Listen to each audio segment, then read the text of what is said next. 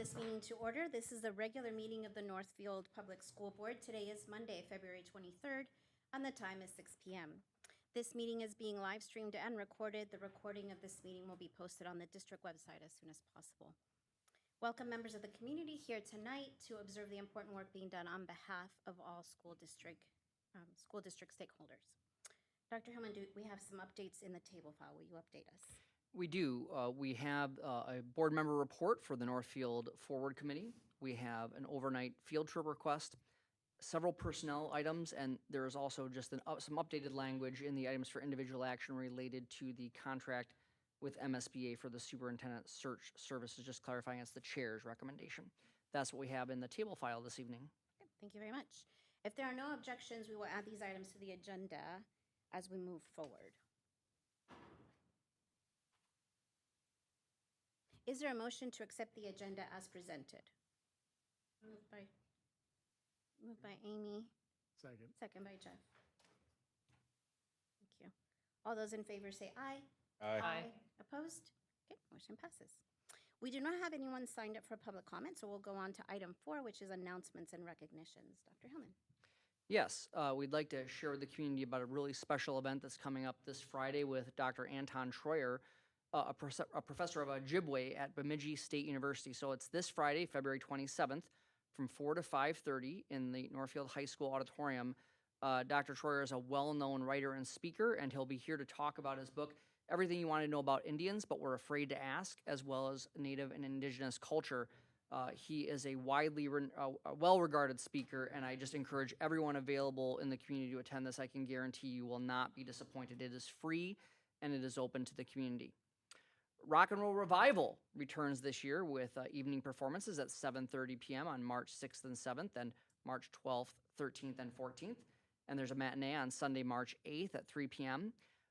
If there are tickets remaining, you can purchase them online. I understood earlier today that they were very close to being sold out, if not sold out already, but I would encourage people who are interested to continue to see if they can secure tickets. Just a Northfield gem. From now until March 27th, the Northfield Arts Guild will feature the artwork of students in Northfield at the main gallery. There's an imagination celebration, which is a reception for the public. Takes place on Saturday, March 7th from 10 to 2. I encourage everyone in the community to stop down. This is just a wonderful thing that our artists have here in Northfield, to have their art displayed in a professional gallery. It's just one of the things that makes our community special. So whether you can make the reception or not, just make sure you stop down and enjoy those kids' art. It's just fantastic. I can guarantee you'll have a smile when you leave that place. And then this week, February 23rd to the 27th, is Public Schools Week. And during this week, we celebrate the role that public education plays in shaping the future of our children, our community, and our future. So please join us in thanking all of the people and the programs that they support and the successes that make our public schools the hearts of our community. Those are your announcements for February 23rd. Very good, thank you. Board members, do you have anything you want to add to announcements and recognitions? We'll move on to item 5, which is our items for discussion and reports. And first, we have a District Youth Council update on their student pledge against gun violence. Welcome, Atticus.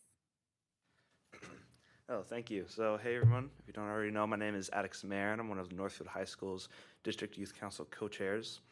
First off, I'd like to express my appreciation for once again getting the opportunity to present to the school board. It's always a great experience, and I hope I'll be able to squeeze in a few more before I head off to college.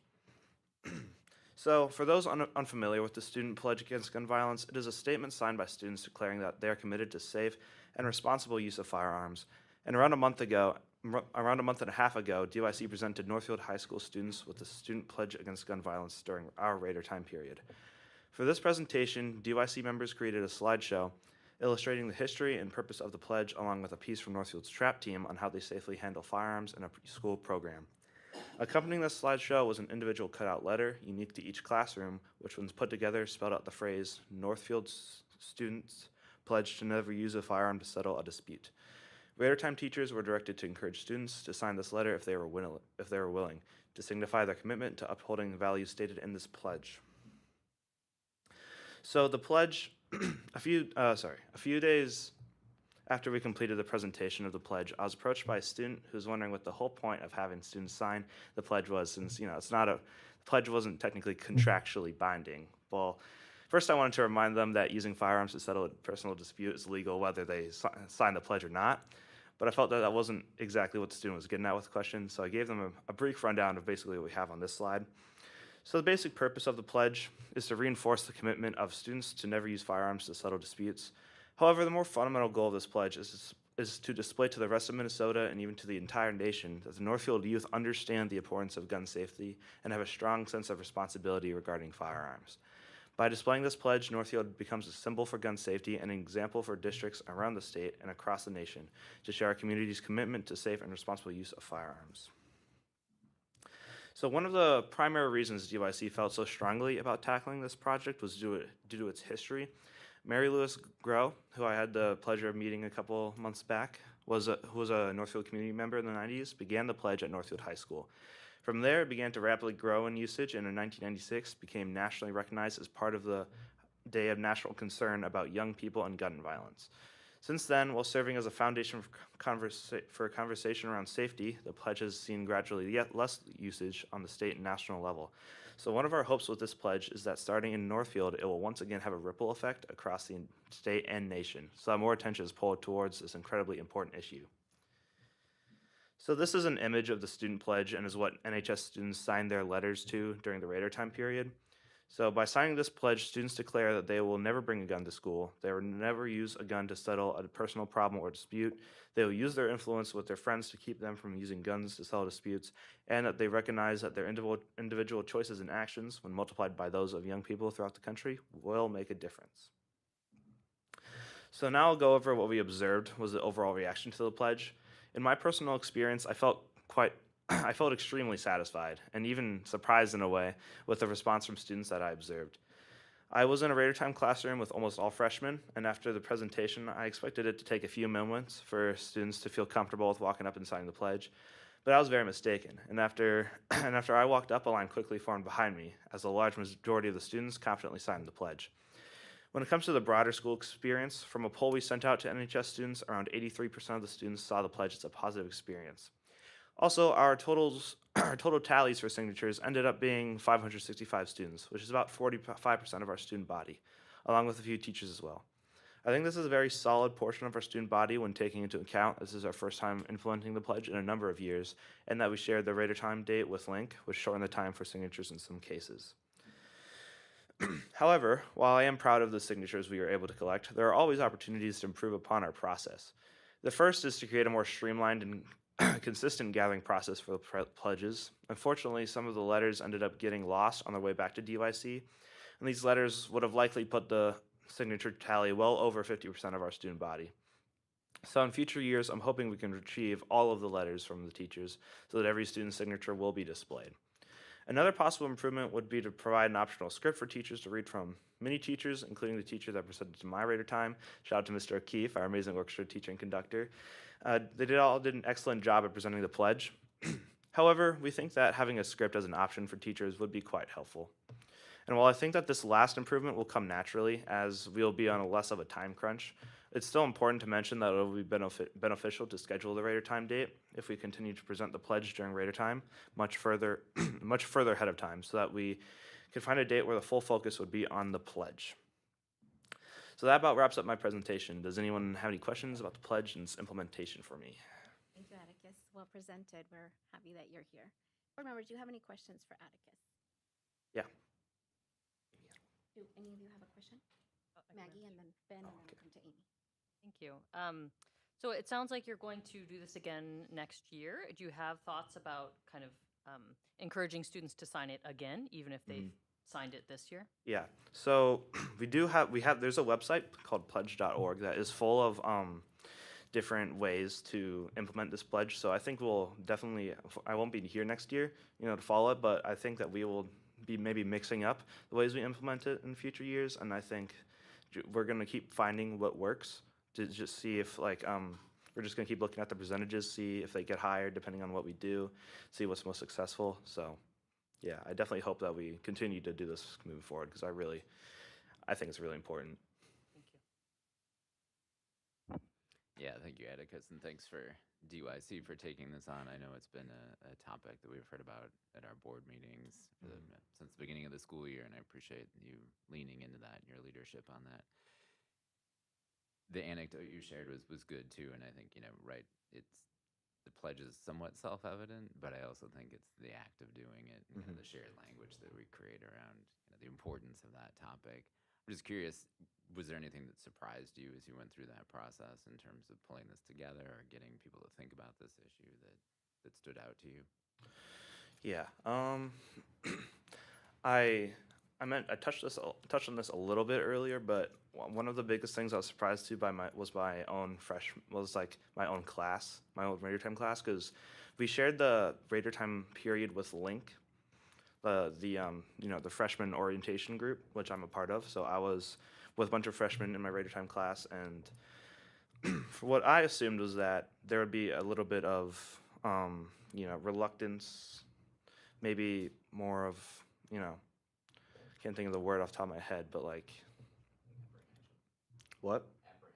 Yeah, apprehension. Yeah, something like that, towards signing this pledge. But I really was surprised that I didn't see much of that at all. And in fact, I saw more of it from our seniors, which I was kind of a little bit disappointingly surprised by, because those are my peers. But that being said, there were a lot of seniors that did sign the pledge, and I appreciate them for that. So. Right, Amy? Thank you, Atticus. Great presentation. Two things I want to say. First, I love that you put all of the signed papers up on between the cafeterias there, so everyone can see them. I think that's going to help a lot for your effort next year, because people will have had a chance to think about it and see it and see the importance of that. And it's just visually very striking. I happened to be in the high school over the weekend, and it was like, that was very cool to see. So good job there. And just let me encourage you, since this is going to become hopefully a yearly process, to make sure you pinpoint whoever is in the DYC who's going to take it on next year, and that you brief them and hand over any materials that you have, and maybe even choose the date this year for next year, and just make sure that everything's in motion before you go, because you've done such a great job this year, and the best thing you can do now is make sure someone else knows how to carry it forward. Yeah, absolutely. And we have a bunch of younger students, a bunch of juniors. Genevieve Knudsen is one of them that leads board relations, which is the main people that made this presentation. So I really think that we're in a great place right now with the students we have, and I will definitely take that advice into account when deciding what our plan is for next year. And but yeah, I have high hopes for the years to come. I think we're in a really good place. Nice. Okay, Corey. Hi, Atticus, good to see you again. A couple questions. I know it was a concentrated campaign. Obviously, It takes effort to connect with other students. Is there a way for students to still formally sign the pledge, or maybe even informally sign it? I know that you have the papers on the windows as you come into the high school. Can students still participate? I believe that we had. I think, are they still in the office, Emily? Do you know? No. Okay. So not right now. I don't think.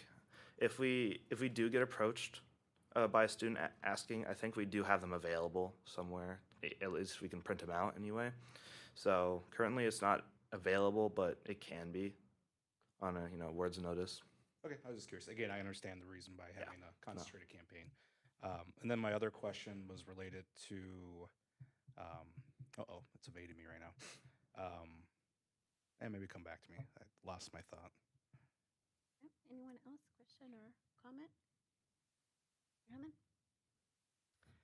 So I just want to comment for you, Atticus. I'm just so proud of your leadership, having watched you develop as a DYC leader over the last several years, and just how you executed this.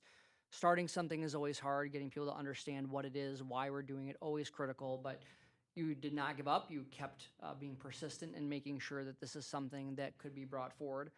I think a lot of people across our country are really feeling helpless in the face of gun violence, especially when it's related to youth. And And I think people throw their hands up and say, I can't do anything. And yet District Youth Council did something, right? We're taking a step forward and saying it stops here, right? We pledge not to have this happen in our community. And I really appreciate the thoughtful way that DYC put this together. The visual of that sentence spelled out in the windows between the lower and the upper cafeterias was shown in your slide deck. If you're in the cafeteria, I encourage you to take a look at it. It's a very powerful reminder. That's the entrance that so many students come through every day. So it's a constant reminder that no, we will not do this here in Northfield, Minnesota. And I really also appreciate what I thought was really the clincher, which was also focus not just about the personal responsibility of I won't do this, right? But also partnering about gun safety, right? That this is not about any political piece. This is about just us having personal responsibility of how we handle ourselves. And I think you're so brilliant to bring in the 3-time state champion trap team, right? To help talk about gun safety because they are living it and showing it, every single day. So I just want to tell you how proud I am of you or your development over the last 3 years, your commitment to continuous improvement, right? You show that here tonight. Here's what we would do differently. So keep doing good things for other people, and thanks for your leadership of DYC and specifically for getting this going. I think it's going to be really something that's going to be a positive force multiplier for years to come. Yeah, thank you. Appreciate that. Right, Corey. Came back to me.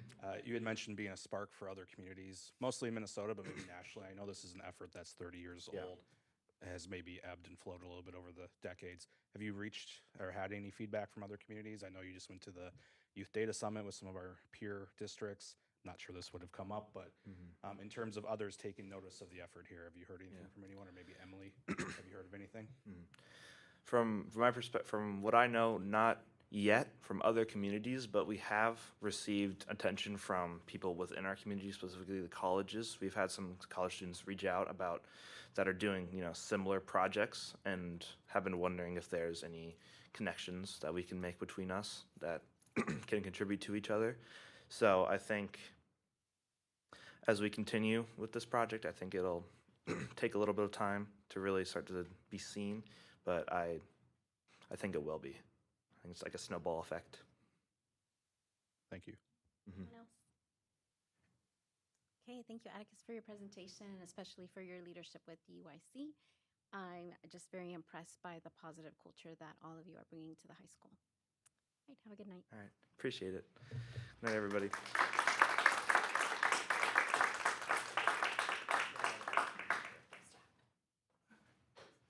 Okay, item B is our proposed 2026-2027 debt service fund budget. Director of Finance Val Murdersdorf will present that budget. The board will be asked to adopt the budget at the May 11th board meeting. Welcome, Val. I'm sorry you have to follow that. I'm getting used to that. It's all Everybody's right. happy, so go ahead and present. It's always great when everyone's leaving, right, when the budget presentations come up. It's all They good. have a meeting. They told I us know, before it's all they good. had to go, so. All good. So tonight I'm going to present the debt service fund first, and then we'll go into the internal service fund. So these are the proposed budgets for 26-27. So as you know, we like to talk about the strategic plan before every presentation. Most of mine obviously relate around stewardship, the financial sense of that, but also knowing that all of these strategic commitments are playing together into what these budgets are built and making sure that we're spending our resources to support our vision and mission. So just a little reminder about what the debt service fund is and isn't. The debt service is really just a separate fund that the revenue comes in to pay our voter-approved debt or bond payments. And so we are required by the state to levy 105% of our total anticipated debt principal and interest payments for the coming fiscal year. And so that calculation happens. We send, anytime we approve debt to MDE, they get the schedule. It happens in that levy system that we do each year. And so that's already a piece of the puzzle that we have in play. There are also some credits that we get from the state that help offset what our taxpayers have to pay. The long-term facility maintenance aid, again, that's a levy aid mix. So there's part of that that comes to support that. The largest one that we get is actually the agriculture tax credit. So any agricultural properties get a 70% credit on our referendum or bond projects. And then there's just other miscellaneous state credits that that are provided across different taxable things. And then we have in the past had some operating capital bonds or long-term facility maintenance bonds where the debt is getting paid through here and we're levying that revenue, but then we have an offsetting reduction in the general fund revenue that's helping to pay for that so that it's net neutral for the taxpayer. So we're just utilizing some of those sources we have to save taxpayer money. And then the other financing sources, again, is not utilized often in the debt service. It's primarily when we're either refunding bonds or issuing new bonds that accounts for any kind of capitalized interest or implementation fees. And then on the expenditure side, it is about as straightforward as you can get. It's literally just the principal and interest payments and then any fees we pay to the bond service provider just for being the provider, basically. So typically, this fund is very stable, but you'll see the 25-26 revised budget and then the 26-27 proposed are significantly higher. And that is really the implementation of the voter-approved Reimagine Northfield High School. So that was, again, approved by 56% of the community, and so that increase was solely voter-approved. Interest is really, we have a cash pool investment model, so all of our different funds, all of the money is pooled, and so we invest a large portion of that. And then at the end of the year, we're allocating based on the fund balance or monthly cash balance, I should say, of each fund. At the end of the day, whatever the interest is adds to the fund balance, and the state goes and recalcs every 3 years to make sure that we're not accruing too much fund balance. And then they will basically reduce our levy, giving that money back to the taxpayers. So again, interest is typically something that we budget very conservatively because it is a great bonus at the end if we perform better. And we'd always rather be in that position of it performing better than having a surprise, interest rate crash and having to kind of scramble at the end. And then again, the state of Minnesota are those credits that I talked about. So for 26-27, we're looking about just shy of 9.9 million in total revenue for the debt service. And then again, expenditures are pretty straightforward. So bond principal is going to be just shy of 6.2 million. The interest will be 2.8, and then our fees are estimated to be 7,000. And so this is kind of how it shakes out at the end of the fiscal year, projecting to have about 3.3 million in fund balance. And I fully expect that that level of fund balance will actually result in a pretty significant debt excess credit on the levy the next time we do that in the fall. But that's kind of the current projection. And then just so you can see kind of where that data comes from, this is the detail of the principal and interest for next year. This is probably one of my favorite funds to budget for because all the schedules are built for the next 39 years of debt payments. So you just got to pick the right year and put it up here. But we have 4 outstanding bonds, and you can see all the information on the ones we have outstanding and what they are for. And then of those 4 bonds, what's remaining after the 26-27, or with the 26-27 is a total of just shy of 73 million in principal, about 30.5 million in interest for a total of about 103 million outstanding debt over the next 30 years or so. So with that, I think that was my last slide. If you have any questions, I'm happy to answer them. Board members, do you have any questions? Ben? Thanks, Val. Yep. So on the interest on the revenue side, it looks like we're sort of assuming less than 1% there, if I'm doing just my napkin math. Yep. And then obviously that's kind of what leads to the fund balance that grows to Mhm. some extent over time. So we would actually honestly anticipate that getting larger than what It could likely, yep. yeah, what we Yep. would see here. Is that essentially, I think with the middle school bond, we ended up paying that off a little early, didn't we? I can't remember. We didn't pay it off early, but we did refund it Yeah. twice to save about $4 million over the life of that bond Right. for taxpayers. So assuming we don't know what's going to happen, right? There's no crystal ball, but one could anticipate that you might see something similar over the life of this bond. I mean, if our interest investments kind of grow and sort of offset the amount that needs to be borrowed. Well, it's not going to decrease the amount borrowed, but essentially it's going to compress that time frame to some extent. And if you're able to Yeah, refinance, yep. but It definitely helps offset what's actually going to the actual tax bill, right. for sure. And you said that gets recalculated every 3 years, right? So they do the calculation every year, but it's based on a 3-year average of your fund balance. So the calculation's a little behind, which is pretty standard for all things from the Department of Ed because they're waiting for all the final data. But they do have it run every year based on a 3-year fund balance average. Gotcha. Okay, no, that was my question. Thanks. Yeah, you bet. Thank you. All right, Amy. So my question was similar Yeah. to what Ben was saying, but thank you for this clearly laid out presentation. Yeah. I'm just curious about the debt excess credit and how that works, because if they're if we're charging our taxpayers 105%, does that mean the state figures that we'll probably get about 100% and 5% of people are not paying their taxes?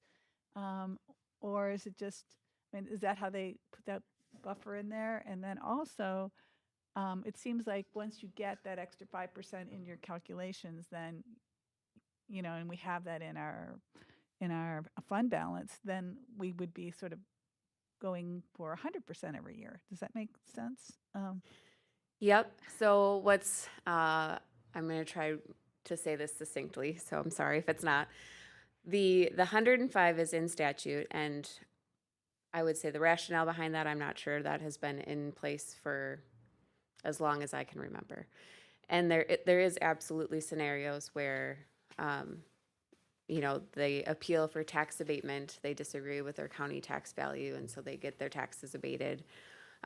We also have some abatement revenue from the state for similar things like that.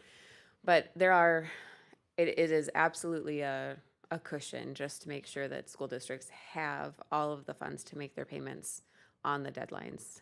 We also participate in the Minnesota Credit Enhancement Program. So you have to pay it by a certain day, and that gives you like a more stable credit rating and that sort of thing when you're getting evaluated.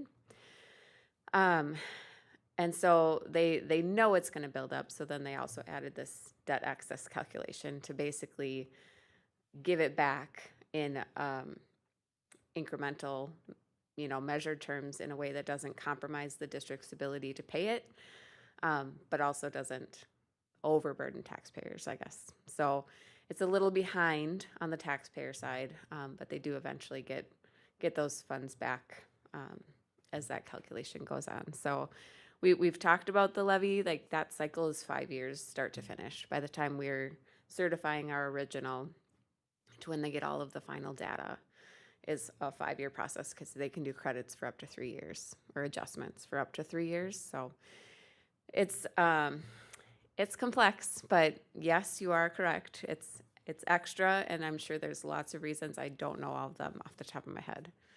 So, okay, so is there a yeah. line item in the adjustments here, or does that just get considered part of the revenue? For the debt excess, Yeah. it's net in the revenue. Yep. Okay. So that is all part of our levy certification document that totals up how much our total revenue is.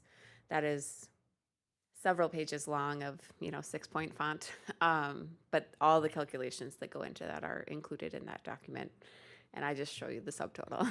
Well, thank you for that. And I Yes. did have one more question. Yeah, absolutely.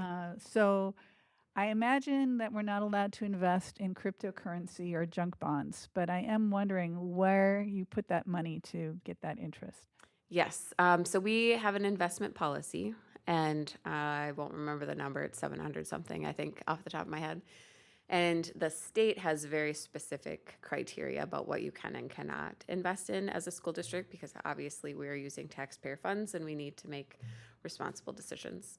So the vast majority of ours get, I would say, invested into longer term CDs for the most part.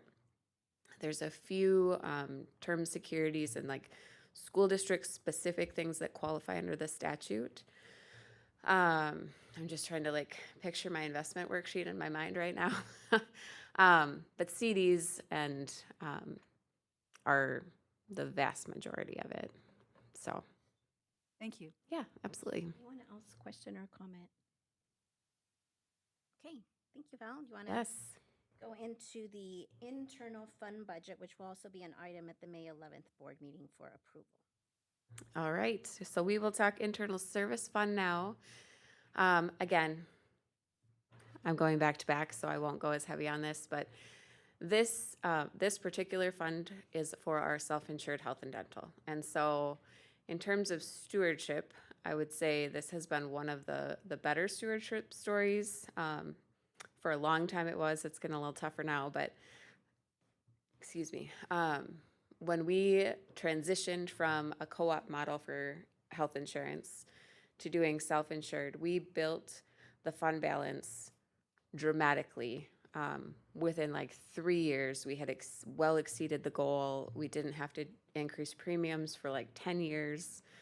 And all of that extra was money we were leaving on the table to the co-op. And so from that perspective, this has been a really good move for the district. But, you know, with everything health insurance, there's always some issues. And so we'll talk through a little bit of that.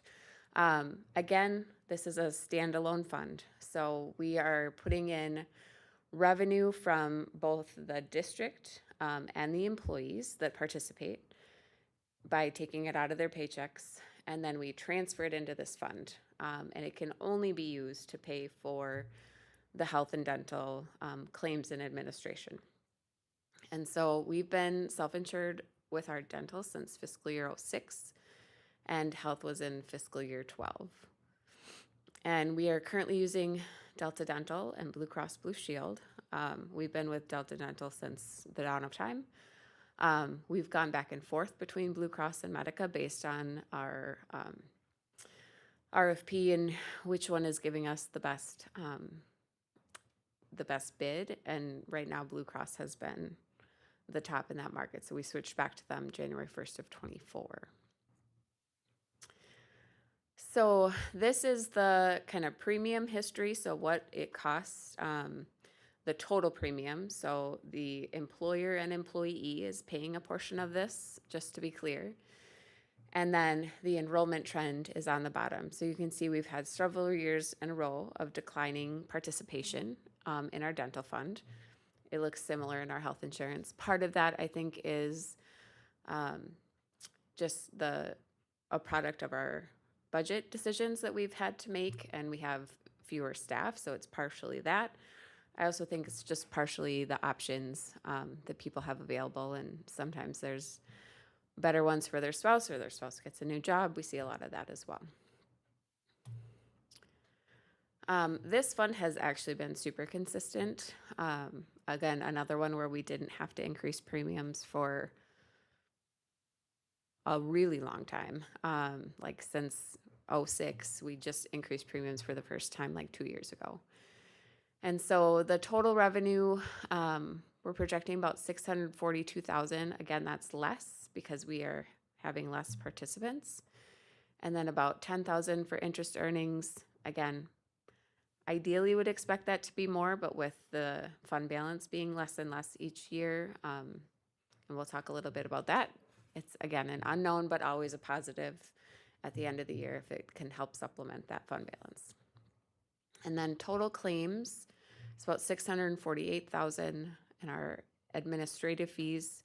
That is what we pay to Delta Dental to send people their dental cards and process all the claims and that sort of thing, is about 36,000. So as you can see, the ending fund balance is projected to be just under our goal of 40% of expenditures. So ending about 254,000. This is a fund where we're likely going to have to start increasing premiums a little bit, but we have held off because it is more stable than the health insurance, and we had to do a more substantial increase for health insurance, so we prioritized increasing the health insurance over the dental, knowing that this one will not go off the rails nearly as quickly as the health insurance can. So again, still very stable in terms of the fund balance, but we'll make sure we're paying attention to that moving forward. And then for health insurance, again, the premium has increased year over year now for several years. This from 25, I should also add, this runs on a calendar year. So the data I'm showing you is kind of calendar year basis, but the budget is based on a fiscal year, just because that's how we have to run the budget. So it does make things a little wonky when you're looking at it, but overall, just know that the rates are consistent and accounted for in the budget. So 1/1/26, we did 11.4% increase in premium. And then you likely saw with the ratified contract with the NEA, we did a 10% increase in the district contribution in each year of that contract, which applies to all staff across the district to help offset that increase. And then again, this is a similar story where we've had declining enrollment or declining participation each year the last 4 years. In this one, you'll see like 7.1 is a pretty big shift.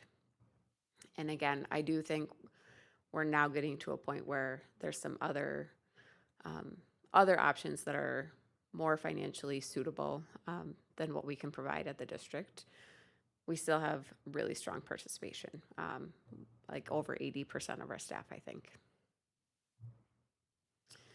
So this one obviously has some higher totals.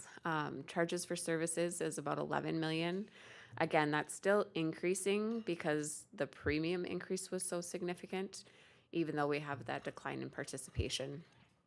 We do get prescription rebates credited back, and so you can see we're projecting that to be about 350,000. That can vary pretty dramatically from year to year depending on who is on the plan and what type of prescription they're on. And then interest earnings, again, 100,000 is projected, but anything extra is good for the fund balance. Insurance claims, projecting about 9.9. Again, medical inflation runs 6 to 8% typically. And then we are also always analyzing how many high claimants we have and that sort of thing. And then the administrative fees, similar to dental, is really just what we're paying to Blue Cross Blue Shield to make sure the claims are legitimate, process them, make sure everybody's on insurance that should be. So that's about 1.4 million. We have seen a pretty substantial increase in that administrative fee, only because it also includes our stop loss insurance. So we've talked about that in the past. Our stop loss insurance means that our health plan will pay the first $125 of any participant's claims. After that, Blue Cross Blue Shield picks up the difference, but then we're paying a premium for that insurance in our administrative fee. The last 2 or 3 years in a row, we have exceeded, our stop loss has exceeded, so what Blue Cross Blue Shield paid exceeded what we paid in the actual insurance premium, which is great for the district, but not great for our renewal. So we do expect that to continue to increase a little bit. Their initial proposal actually had no cap on the second year of the contract, which we were not a fan of, and they did come back and cap it, but it was like a 13 or 15% cap. So that's something we're keeping an eye on. Even though overall I would say our claims are improving, we do still have some pretty high cost claimants. So total expenditures about 11.3, And I'm super happy to say that the hard work we've done on this fund is actually putting our fund balance in a position where it's projected to exceed the goal. That has not been the case for several years due to the kind of rapid nature. We saw some pretty high claimants come on, and we've kind of been building up to get in a more stable place. So that feels like a good place to be. Yeah, I think overall it's doesn't feel quite as doom and gloom as it has the past several years. So we're feeling like we're on the right track, but it's just in a more expensive place than it used to be. So that's a lot of information, lots of numbers, but I'm happy to answer any questions you have about that. Super. Thank you, Val. Board members, do you have any questions on this presentation? Maggie? Thank you. Yeah. It's good to see the fund balances in a good place. Can you talk a little bit about the process? You said sort of switching between Medica and Blue Cross. Like, how does that happen? Is there a committee or an agent that does that process of Sure. figuring it out for us? Absolutely. So we partner with One Digital as our kind of third-party administrator per se. And so there's a small portion of that admin fee goes to them. And we are required by statute to go out to bid every 2 years, and it's called HITA. It's the Health Insurance Transparency Act, I believe. And so every 2 years, One Digital solicits proposals on our behalf. More often than not, Blue Cross and Medica are sometimes the only ones. Preferred One sometimes will bid. Health Partners decline to bid many times on ours. And then we get to evaluate that data with the Benefits Advisory Committee. So there's basically a representative from each bargained group. And then One Digital kind of summarizes the information, gives the Benefits Advisory Committee the kind of history of what the last year or two has been, and then compares. They do some analytics to say, here's what, based on the data we see, here's what we think your renewal should be. Here's what Blue Cross came in, here's what Medic came in, and then we compare all the sections. So what is the stop loss premium? What's their admin rate? And then what's their kind of max liability cost? And we talk through all of that. Sometimes it's very clear, like, yeah, we want to go with this one because that clearly makes the most sense. Sometimes it's a little closer. And the nice thing about the Health Insurance Transparency process, or Transparency Act process, is that after that first round of bids, One Digital can go back to, like, let's say we're on Blue Cross, but Medica had a slightly better bid. Changing health carriers is a lot of work. It's very emotional for staff, especially if they have health conditions where this is a daily part or, monthly part of their routine. And so it's not ideal if we can avoid it. So they could go back to Blue Cross and say, we have a bid at this for your admin rate. Can you do better? And then there's like a second submittal process. And then we can review if they change. Sometimes they say, nope, that was my best. And sometimes they'll come back and do better or match it or whatever. And so then the Benefits Advisory comes together again and says, yep, based on that data, we're going with this or switching, or we make that decision as a group. But One Digital does a lot of the kind of compilation for us and analysis to make sure we understand all the things that go into that. So does that answer your question? Yes, it does. Thank you. Yeah, you bet. Oh, thanks. Could you go back to the health fund slide? That one? Nope. Keep going back. There we go. Just remind us what CMM and HRA are. Sure. So those are the two health plans we have. So CMM is kind of our, I'm sure it has like an actual name. I always go by the acronym, so I'm not even sure what it stands for. But that's kind of our highest plan where most things are covered, or there's like an 80-20. The HRA plan, the district's contributing the same, but so the employee pays more in premium for this plan, but then we submit either $1,000 for single or $2,000 for family into an HRA, which they have access to it can accrue interest. I would say the vast majority of people take the HRA option. But really, it's just the two health plans that we have.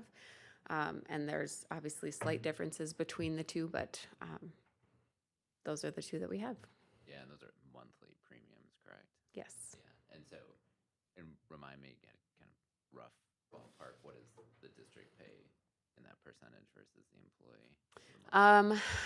For next year, I want to say it's about 70, or starting 1/1, I think it's about 76 or 77% of that each month. Yeah, between right around 75. So Yeah. yeah, I mean, when you look at just putting the numbers this way, what struck me is you go back to 21. I mean, that's almost 100% increase in premium costs over Mhm. 21 to 26. Yes. And if anybody says that healthcare in this country works well, they're lying to you. Yes. I would As- agree. As we saw when the government was shut down earlier this year, though we didn't fix it.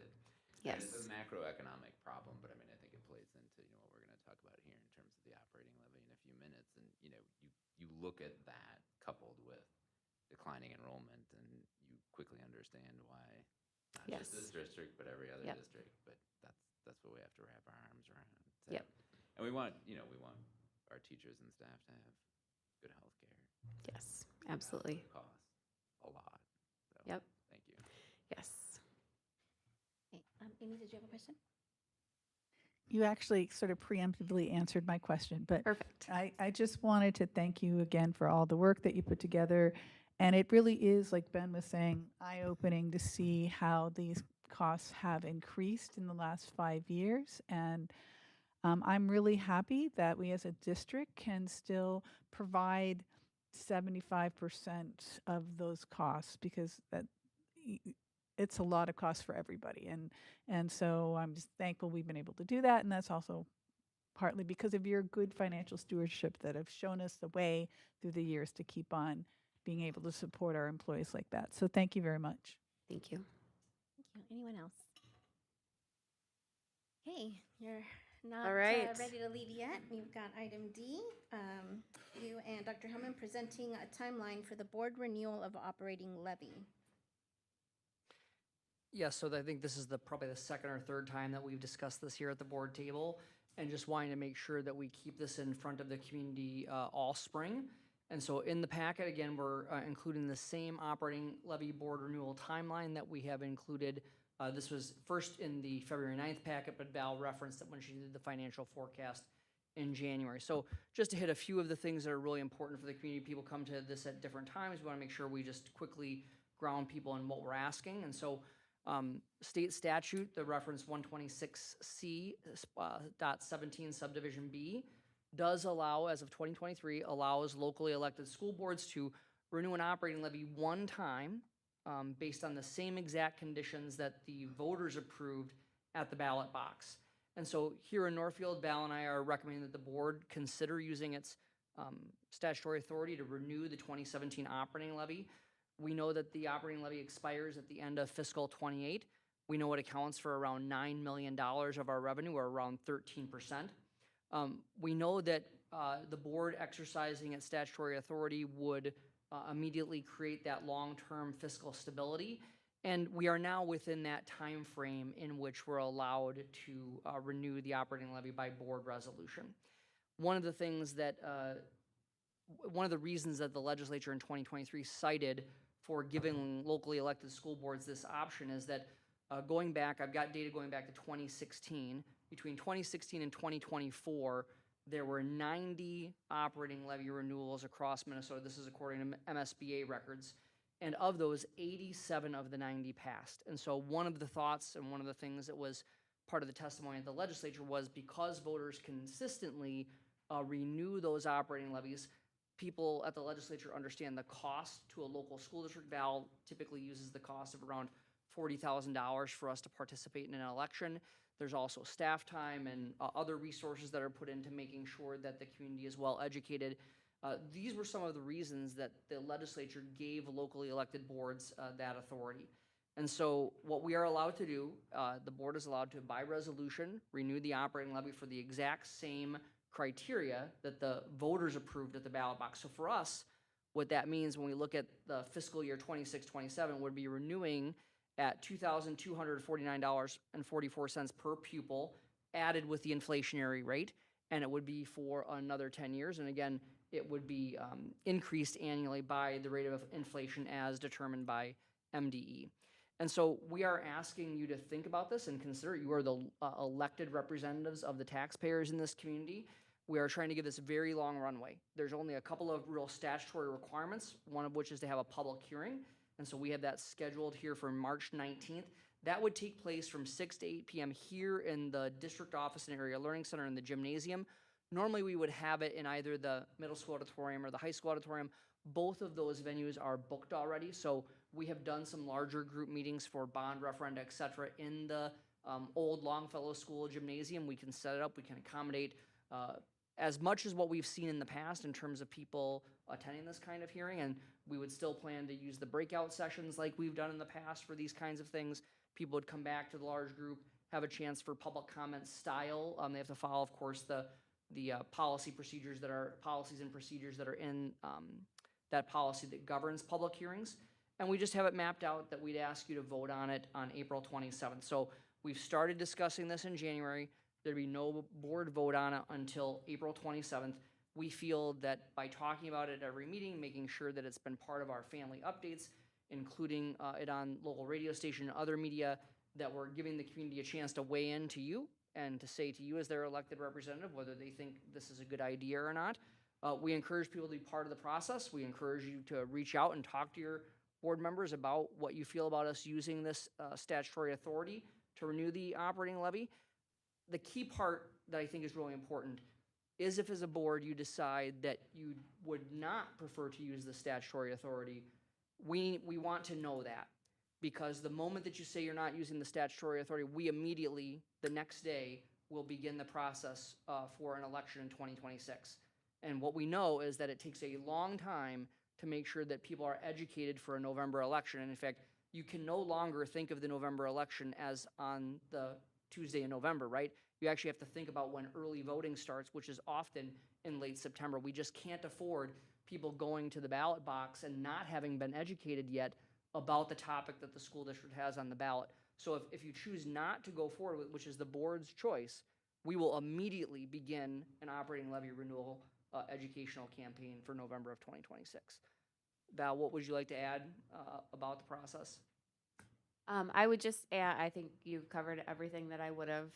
The other thing I would just add is the reason we would do it immediately is because this fall and next fall are the only two options, and then it expires. And so we don't want to wait until next year and miss that opportunity, because that would be a dramatic impact on the budget. So we just want to make sure that we're being good stewards and giving ample time for the community and for the budget. So, And I think to add to that, we've also really tried to standardize going to the voters for any kind of measure on an even year election. We know that turnout is much better. We know that there's lots of people paying attention in those years. And so we have really tried to do everything we can to standardize on an even year election. All right, board members, do you have any questions or comments? I know Corey does. Anybody else? First off, thanks for continuing to update us and the public as this goes on. As you said, it's important to make sure people know what they're voting on and what they should advocate for with us, regardless of where they fall. I do appreciate you bringing forward the percentage or the numbers, 87 out of 90, I believe you said had passed in the. That excludes 2025. I just got that they didn't list the data in the exact same way of 2025 so I was unsure whether it was a renewal or a new ask. Sure. So we're going to dig into that with MSBA a little So bit from yet. 16 to 24, it was Correct. 87 out of 90, which is 97%, which is pretty high. Because I said nearly all could be 70% to one person, could be 99 to another person. So it's good to have that clarity on the success rate over that period of time. Should the board not pursue using our statutory right, what would the cost of an election be in 2026 for us to run this? that is a great question that I don't actually know the answer to.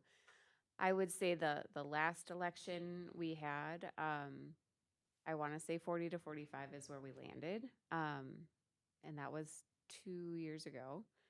So likely more than that, but it's dependent on a lot of things. We end up paying a portion of the county's process to run everything,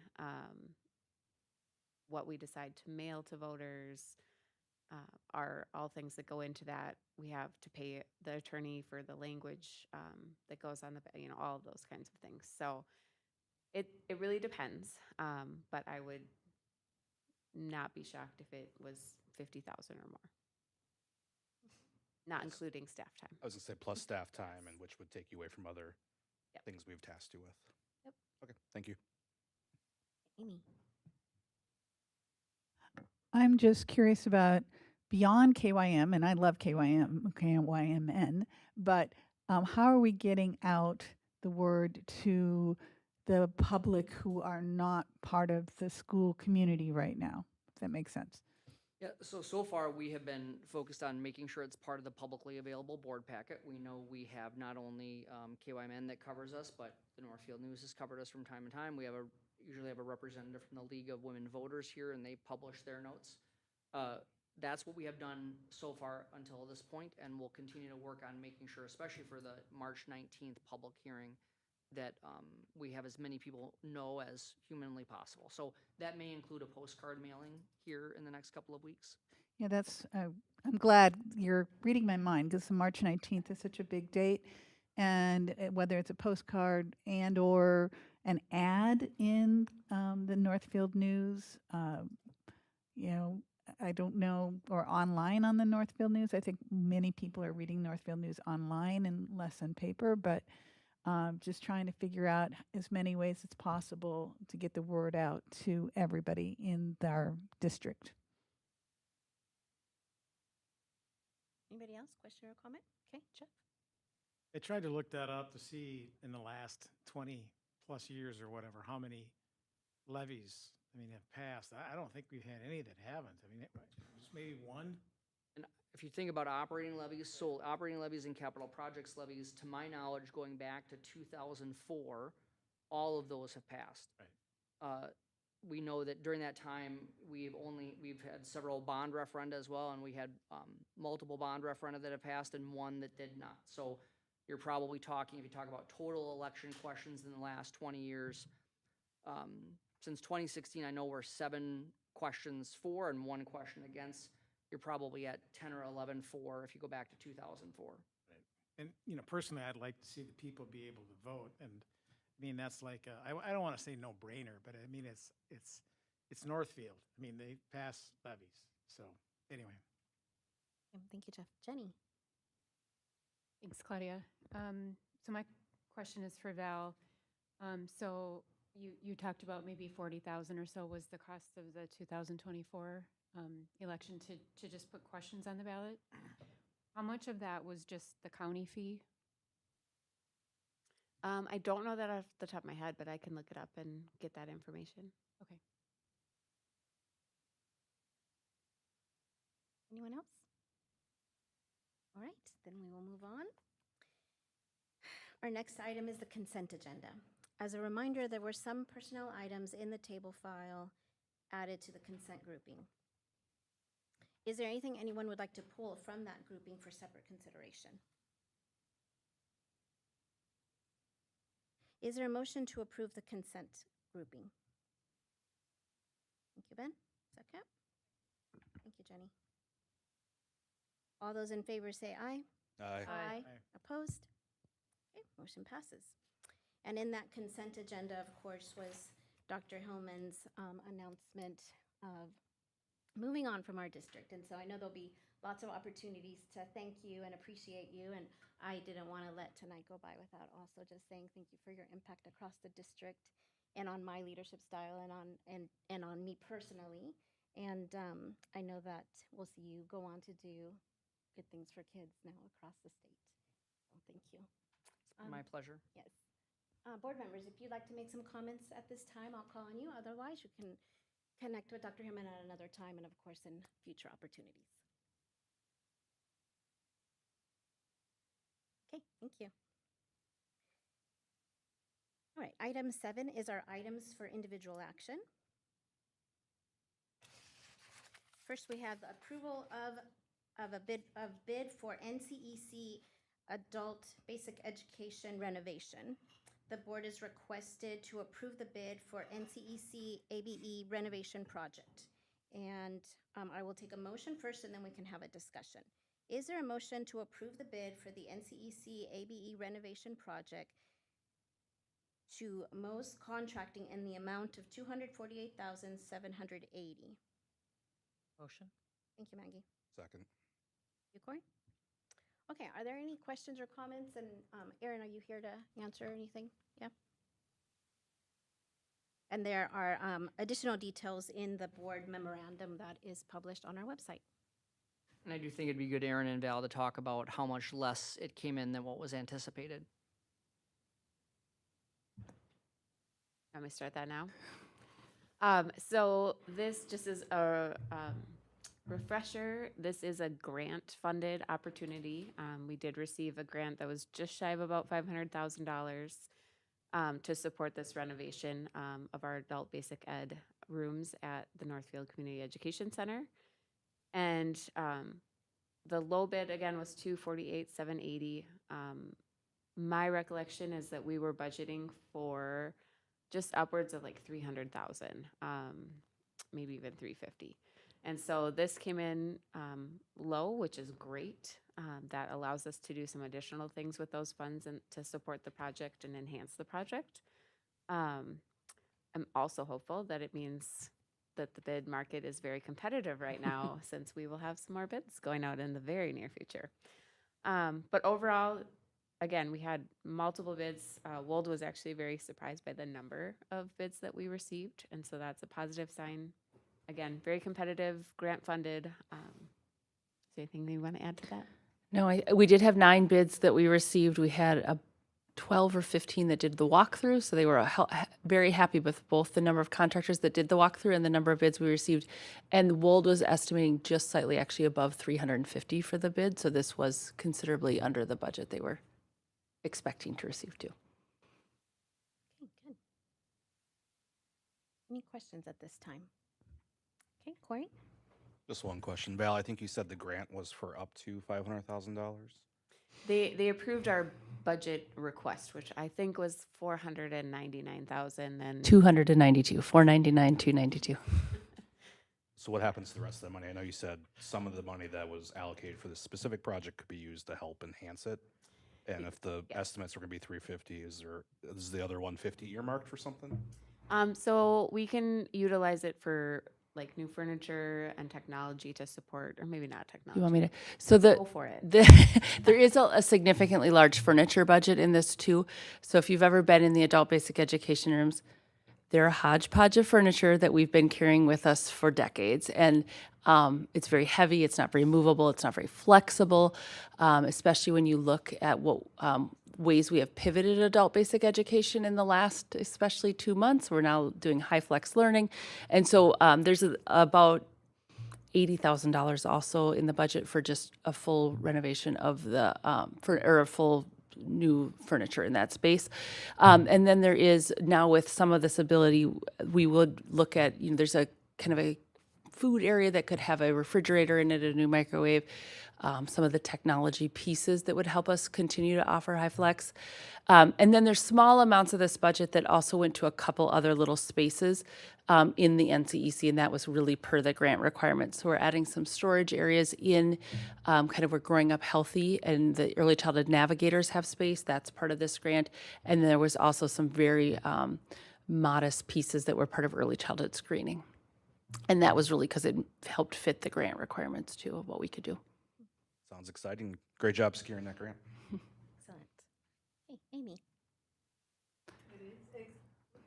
It really is exciting. So I guess I'm following up on what Corey was asking because I had a similar question. So we're getting the full amount that you requested. Is that correct? And so this is about half of it.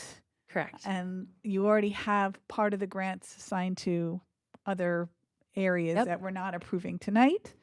And then how much does that leave for enhancements to furniture or to windows or Yep. whatever it is? So the furniture budget, as I said, it's between 80 and 90,000 it lands. And there's a significant part that is the furniture budget, and then the enhancements that we will have to circle back to MDE about, because this is where you have a good bid day. This is where some of these things were not written in our original grant because we were expecting the construction costs would be more. But that's where we will go back and circle on some of the short throw projectors so that they're more in line with what you see in all the other district classrooms. Some of the pieces that will help us to do digital literacy and online learning at the same time that we have classes in person. Some of the refrigerator and some of those components, and then just some branding of the spaces and some things that make it feel really like this is the where adults learn in this building. I was just going to say that I'm sure the adults will be happy to be moved out of a kindergarten space with letters on the floor, even though the letters might have been helpful to some people, and to be moved into a real adult space. So that's The letters on the fantastic. floor are going to be no longer after this project, which might be okay. They've been disrupted several times, so it's kind of a hodgepodge of letters on the floor rather than consistent letters on the floor at this point. Thank you both. Thank you. Anyone else, question or comment? Okay, thank you, Erin. Okay, we have a motion and a second. All those in favor say aye. Aye. Opposed? Okay, motion passes. Next, we have a contract with MSBA for the superintendent search services. We will have a presentation with a representative from MSBA virtually this evening, and you can ask, she will present, Barb Dorn will present, and then we can ask her questions. I'll take a motion first, and then we will vote after the presentation and discussion. Is there a motion to approve the contract with MSBA to assist in the superintendent search? I move. Thank you, Corey. Second? Second. Thank you, Maggie. All right, then we will go to the presentation and question section.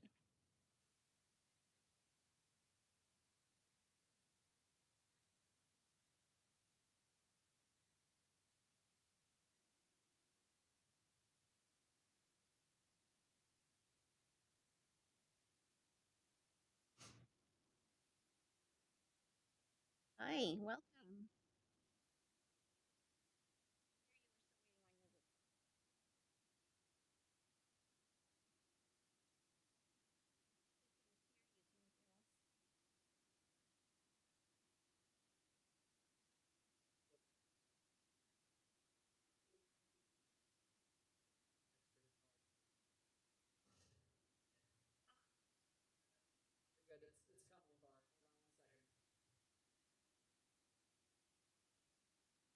We can hear you. Can you hear us?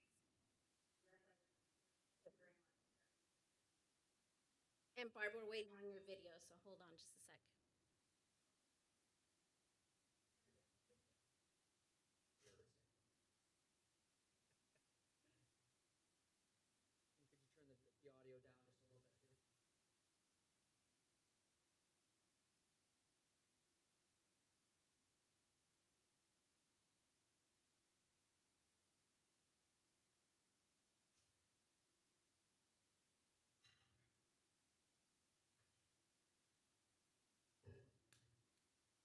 Okay, we can see you.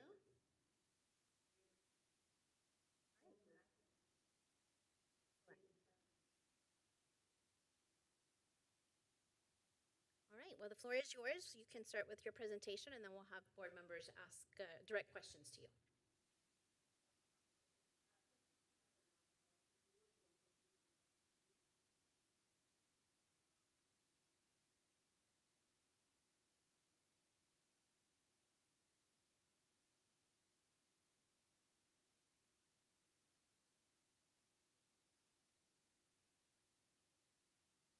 So what I'm going to try to do over the next 15 minutes, maybe 15, 20 minutes, is share a lot of information about a lot of things. So it might feel like I'm going very quickly, but I'm happy to answer any questions you might have. I just want to get through a lot of information because I think it's important you have everything that you need in order to make a very informed decision about what's best for the students in Northfield Public Schools. So it's going to be, I hope, not too fast, but please do jot down some notes. And does everyone have a copy of the proposal, either electronically or hard copy? Has everyone seen that as well?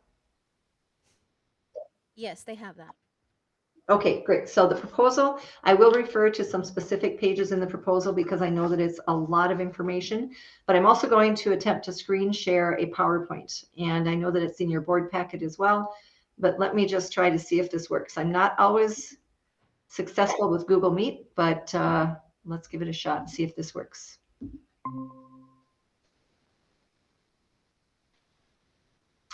All right, show my screen anyway. So you are seeing what I hope is the PowerPoint presentation, correct? Yes, we can see it. Okay, I think I'm going to leave it as that versus trying to do it from a slideshow. Last time I tried to do it from a slideshow, everything went away. So I'm going to leave it the way it is and just walk through each of these things. So one of the things that I want to share with folks is that MSBA has been conducting superintendent searches across Minnesota for more than 15 years. We've completed more than 250 successful superintendent searches. And one of the things that I want to visit with you about is how things have evolved over that time.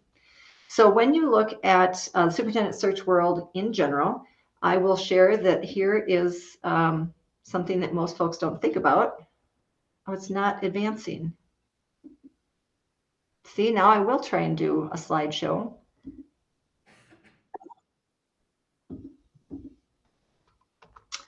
It's not working. See, I thought it might do this. Does anyone on the tech team have ideas for me about how to share the slideshow? It's up there, but I'm not being allowed to advance it at all. Maybe if I try. Did it advance now? Okay, so I'm going to advance it in PowerPoint, which means I cannot see the board anymore. I'm only looking at my screen. So I'm just going to speak from my screen. If you do want to interrupt me, you'll have to speak up because I will not see you waving your hands at all. So thanks. You'll wait. Okay, that sounds good. So really, there's no magic to a superintendent search. Regardless of what firm you visit with, there tends to be the exact same architecture of the search. So every firm you visit with would help you create a leadership profile.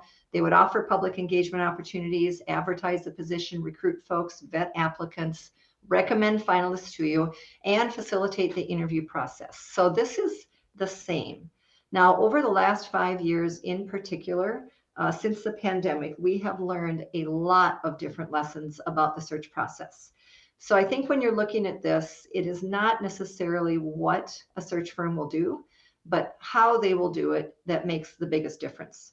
So what that means for MSBA is that everything we do in the search world has been viewed through the lens of continuous improvement. So I want to talk about that just for 1 second. So especially since that pandemic, the search methodologies have evolved significantly. We discovered that traditional methodologies just no longer work as well. I think maybe 10 years ago, 15 years ago, most search firms are doing searches the same way. Truly what has happened over the last 5 years, however, is that it has changed and it has evolved. Now, as things evolve, it does mean that innovation and adaptability become more and more important in the search world, and that is something I'm going to spend some time on here in the next few slides. And finally, speaking of transparency, I will guarantee you that MSBA runs the most transparent search that there is in terms of the process in today's market for superintendent searches. What I'd like to do now is just spend a little bit of time talking about those different areas of a superintendent search and the things that we've learned over the last 5 years in particular. So I'm going to leave this slide up just for a little bit. The first thing I want to talk about is creating the leadership profile. And in your proposal, that is on page 5. It's one of the things that's mentioned in there that is done very early in the search process. And when you talk about the hiring criteria and the leadership profile, one of the things that we've learned is how important it is to refresh your hiring criteria every single year. Things really do move at the speed of education. And so some things perhaps that were in hiring criteria lists last year or the year before are no longer in there. And sometimes there are new things that need to be added. So by refreshing the hiring criteria, that helps us support the board in developing a leadership profile that is current and comprehensive and specific to Northfield Public Schools. You also want to build the leadership profile upon the highest priorities of the district. There are priorities in every direction when you look at school these days. So we want to make sure that for clarity for the applicants and the candidates, we've identified the highest of the high priorities and designed a leadership profile around that. The strategic plan, and I know you have a strategic plan, is critical to also shaping the hiring criteria and the leadership profile, and all of the input we will gather from the board as well as from all of your different constituencies across the district. One of the things that I always hesitate to say is that your profile is going to be different, because I'm never quite sure if you're exactly like any other district, but I'll tell you right now, it's going to be different because we've never yet had a profile that's the same. That's because you are unique as a board and as an organization. I do want to talk about public engagement opportunities as well, and that is on page 6 of the proposal. If you want to turn to the public input page, there are a lot of opportunities for folks to be engaged. And when you look at engagement opportunities, there's really 2 times. It's very early in the search and it's at the end of the search. So early in the search, for example, we offer search preview meetings, and that is there on the second paragraph on page 6. We added that a couple of years ago because as part of the continuous improvement, we survey all board members, all district contact people, and all candidates. Even if they were applicants that did not receive an interview, or if they were not even hired, or if they were hired, we want to hear from people what went well, what could have gone better. It's an anonymous survey, and so we've done a lot of good work over the last few years to listen to the people that we've been working with on searches. And the search preview meetings arose out of that. That means that we will meet with your internal district leadership teams right away in the search process, almost immediately after that planning meeting, so that we can share information with them. Those folks are very connected across the district, so we want to make sure that they have access to the timeline, the vacancy brochure, and the stakeholder survey immediately, because we want to get that in front of them, answer all of their questions, and ask for their help to have them get people involved in the search process by taking the survey, coming to the board meetings, things like that as well. So search previews grew out of that. The other thing that grew out of the survey that we give at the end of the year is the Q&A with MSBA. That is a similar information issuing opportunity, but it's a Zoom meeting that we host at MSBA. We have a live session, maybe on a weekday afternoon, but we record it because we know that not everybody's available at that particular time. We solicit questions in advance from stakeholders about the search process, which we will answer during that live session, and we'll collect questions in the chat box during the live session as well. That recording then goes on the district website. People will watch it 24/7. It's available throughout the entirety of the search. That has proven to be one of the best ways to keep misinformation and rumors from taking root in the search process. The survey is offered in multiple languages. It can be online, but we also definitely want it in hard copy for folks that can't or won't use a computer to provide their input. We also have a student-friendly version. That was new this year. So it's the same survey link, but if you click that I'm a student instead of a parent or a guardian or a community member, the student survey is branched off of that. And all it means is it's in plain language. So the easiest way to explain it is the survey for anyone in general might say fiscal responsibility. Well, the student-friendly survey says money. And so we have seen an uptick in the number of students who take this survey, and we've started partnering with the high school or even the middle school sometimes to give students the option, always want to make an option, to take the survey during class time, sometime in the window that the survey is available. And we have ended up with anywhere from 500 to 700 students taking the survey in order to get their voice heard as a part of the process as well. So we think the student-friendly version has been a really great investment. Now, toward the end of the search process, there's another opportunity for people to be involved in the search. Obviously, we'll want to give district tours to the finalists, but there might be opportunities for people to provide input to the school board on your board interviews with the finalists, perhaps some sort of Q&A with the finalists or interview committees. That used to be a lot more common than it is now. However, if that's an option the board wants, we would set up interview committees, mix and mingles, community tours, things like that will be offered at the end of the search as well, once you have perhaps 2 or 3 finalists. And all of those engagement opportunities, again, are on page 6. I do want to mention the survey just for a moment. That's one lesson we learned out of the pandemic, is the value of that survey being available 24/7 to folks to take it. When the pandemic first started, everything went online. That included all of our focus groups and our listening sessions. And we learned after about a month of doing those online that they were not very effective. I had a focus group once with 34 people on it. I thought I was going to learn so much about what people are looking for in the next superintendent. By the end of the 45 minutes, only 4 people had said anything. Everyone else was lurking and wanted information. So we started driving people to that survey as the prime tool to gather input, and the response rate did go way up. And also how frank people were with their answers went up because it was anonymous.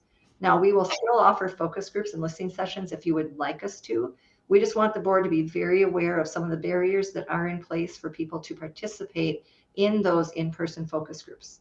It might be transportation or childcare or language, shift work. There's reasons people cannot participate in those. So if we choose to do those in Northfield, we want to make sure that you very carefully consider who is there, who are we reaching, is it truly representative of the students that attend school in Northfield. So I think we really understand how to reach folks with community input as well. We will advertise the position, and that is on page 7 in your proposal as well. So it will go on all of the sites locally and regionally, the MASA site, MSBA, EdPost. It goes in Revelis, which is a proprietary application database that school board associations will use to advertise positions in their states. However, if anyone logs on in Nebraska, Michigan, Texas, Florida, they will see the Minnesota openings as well. So through the Revelis database, it is also a nationwide search, and all of that is included in the base fee for Northfield.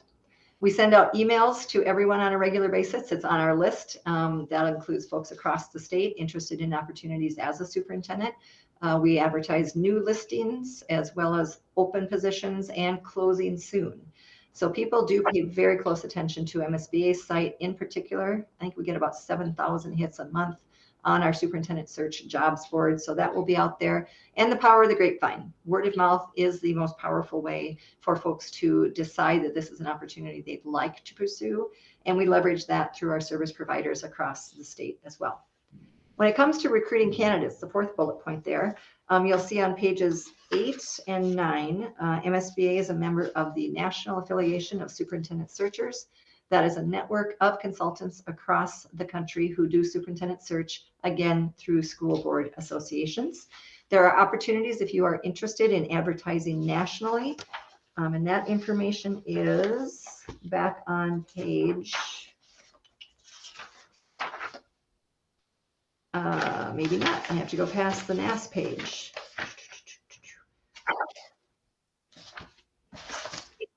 I have too many pages. 7 at the bottom. Great. Thank you. I appreciate that. So yes, those sites there, and you can see the, we'll get to the cost of the search later, but all of those are available to you if you are interested. We will advertise on those sites at no markup at all. The sites are available to you if you are interested to have them on there.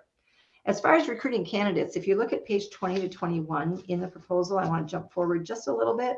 We've assembled a team of folks here in Minnesota to assist us with superintendent search. Most of them are former superintendents or administrators, and some are former school board members.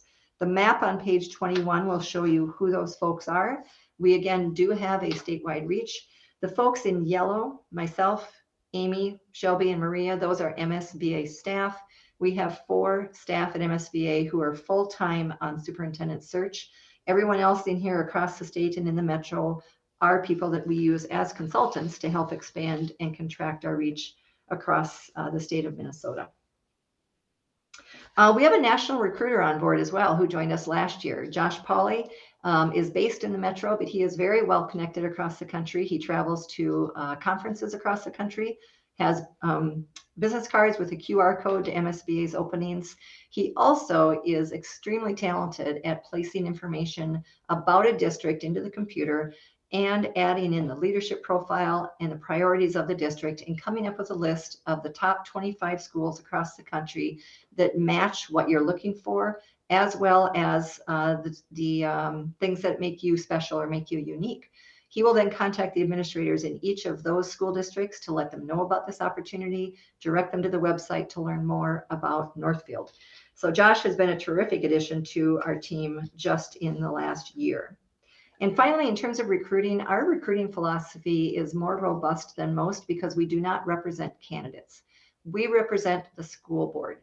So one of the things that is really important for us is that we do not stand as a barrier between the school board and your applicants. you as board members will have access to all of the application materials for every single applicant. You will be looking through those at the same time that MSBA and our team are vetting those applications. We will be looking for alignment between the applications and your leadership profile, and also the results of the public engagement summary report. Those are the two North Stars that we use to come up with the folks we think are strongest for you. However, because you've seen all of the applications, you may choose to interview people that we are not recommending. But I just want to make sure that you're aware that our pools do tend to be larger and more diverse, because we are not reaching out and inviting specific people to apply. Everyone who knows MSBA searches in the state of Minnesota are open to everyone. Everyone has a shot at this job because they know that the school board is going to see their materials as well.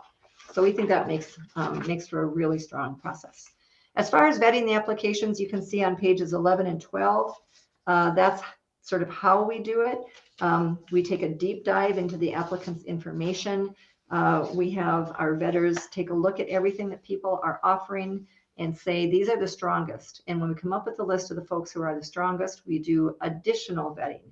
Take a deeper dive into their applications. We conduct pre-interviews with those people. It doesn't mean that we are considering them as the best finalist or a finalist. We just think that they are intriguing enough to learn more about them.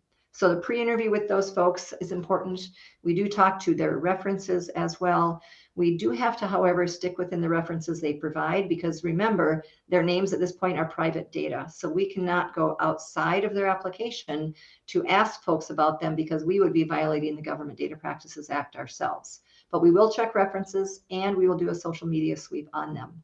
After that's done, we'll come up with a list of anywhere from 4 to 7 or 8 people for you to consider as your semifinalists. But ultimately, this is your search. Your school board selects who to interview. We are there to guide, provide recommendations, options, make sure that you understand what your options are at every step of the way along. And that includes the candidate applications as well. I want to talk about the interview process just for a moment as I wrap up on that. We think it's really important to clarify and communicate expectations, and that's spelled out a little more clearly on page 10 about the interview process. Everyone needs to be in the loop. We want to be careful that we are not burdening your staff with a lot of heavy lifting during the search process. We have everything outlaid, templates outlaid. We write all the press releases. We communicate directly with all of the candidates ourselves. But if everyone is clear about what's happening, when and why it's happening that way, the interviews do go very, very smoothly. We have a model contract that we've developed with MASA on page 13. It talks a little bit about that in your proposal as well. We don't negotiate for you. We've just discovered with 331 school districts in Minnesota, all of you have unique things that either you as a board or perhaps your legal counsel want in your contract. So we have a contract that MASA and MSBA both support and endorse, and we'll give you that, and it will answer questions, provide you with comparative salary and benefits information for folks in districts similar to Northfield. Ultimately, though, you will negotiate this, or your HR team or your council will do that as well. And then the transition information on page 13 at the bottom. We feel like our transition workshop services are extremely important to that first year getting off on the right foot. We want to meet with the new board team, school board, and your superintendent within the first couple of months of them being in the district. We want to talk about your expectations for that first year, what is most important, because it might be like drinking out of a fire hose, but what's most important for them to focus on when they are spread thin. So you have 2, 3, 4 priorities for them. We'll talk about performance evaluation metrics. What will you use? How will you use it? When will you conduct the performance evaluation? And it's important to your new superintendent be a part of that conversation. They are the boots on the ground. They are the CEO of the district. So they need to be able to comfortably communicate with the school board about expectations around their performance. So that transition workshop has proven to be a really great way to make sure that the new superintendent gets a good start and that it stays strong through the rest of their term. So those are just some things we've learned. And I know I'm going kind of quickly, but I am going to skip next to why MSBA. And if you look in your proposal on pages 17 and 18, that is where we talk about why MSBA. There's some things I would highlight for you. First and foremost, the lens of school board leadership. That's it. That is all we do. That's MSBA's entire worldview. And so we want to represent you in helping you find the best candidate. I did say earlier that we don't represent candidates. We don't have a slate of people we are trying to place. We are truly trying to help the school board find the absolute best leader for your district. Also, transparency and communication is one of our strongest points through the search preview, the Q&A, our communications with the board throughout the process. We will keep you updated. You will never be in the dark about what's happening because we will be keeping you informed about the survey numbers. We cannot give you the number of applicants until the window closes, but you will be fully informed along the way. Firm bandwidth is one of the things that's not in our proposal, but I'd like to mention it because of those 16 people across the state. We can expand and contract our services to support whatever you need. And again, we are not going to lean on your staff whose plates are already very, very full for the heavy lifting. We need someone as a point person inside the district for things like getting things on the website, sending out communications through maybe your email distribution lists. So we need a point person for some of those things, but we're going to make their job as easy as possible. We'll schedule the interviews.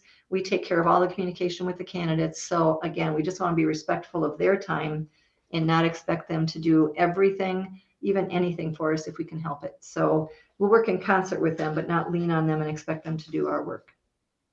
Fees, let's talk about that just for a moment. On page 15, you can see the structure we have for fees, and there are no hidden fees when you're working with MSBA. You know right up front what is going to occur for what cost. So the flat fee is $15,900, and that does include all of the things that I already talked about. It does not include anything that would be extra. If you look down to the third paragraph, it says what we do not charge for. Do not charge for consultant travel, coming to your interviews, transition services, all of those initial or ongoing support things. Those are automatically included. Sometimes people do want to customize something. We've had districts want to put some form online and we get 400, 500, 600 people filling out an online form about the finalists. Things like that might crop up that are unique. We would need to charge extra for that, but that obviously is in here and we would be sure to clear that with the board before doing that at all. The fourth paragraph down does talk about things that we would not cover, but that's up to you. If you need childcare for any reason provided at the district as a part of this interview process or something, if you have people involved in the interviews and they need childcare, that would be at your cost. Refreshments, stipends, if you decide you want to cover any travel expenses for a candidate, and that's something that is open to your personal choice. Sometimes districts say, we will not pay for any travel for round one. We want you to have some skin in the game. Come here. You might be from out of state. If we move you on to round two, perhaps we would then consider offering mileage or flight or hotel coverage, but it is different with every district. And so that would be something that would be the responsibility of the district. Also, the a la carte things you can see right in the middle there, the national advertising at cost and the background checks at cost as well.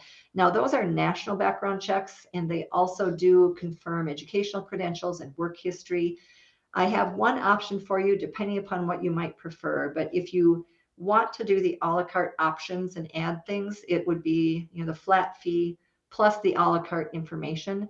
Otherwise, if you are a board that prefers a more all-inclusive search, then the all-inclusive fee for Northfield would be $24,900. And that would include, for example, all of the national advertising. We'd be in person for all of the meetings. There are two with our hybrid model that we are virtual, but if you want the a la carte or the all-inclusive, we'd be there in person for those. It does include the background checks on all of your semifinalists, 5, 6, 7 people as well. So that is something, if it appeals to you, we certainly could look at. Most boards want the option to add a la carte at their own choice, but some boards just say, you know what, we want it to be inclusive of everything. And in that case, they pay a little bit more, and then there are no additional a la carte charges.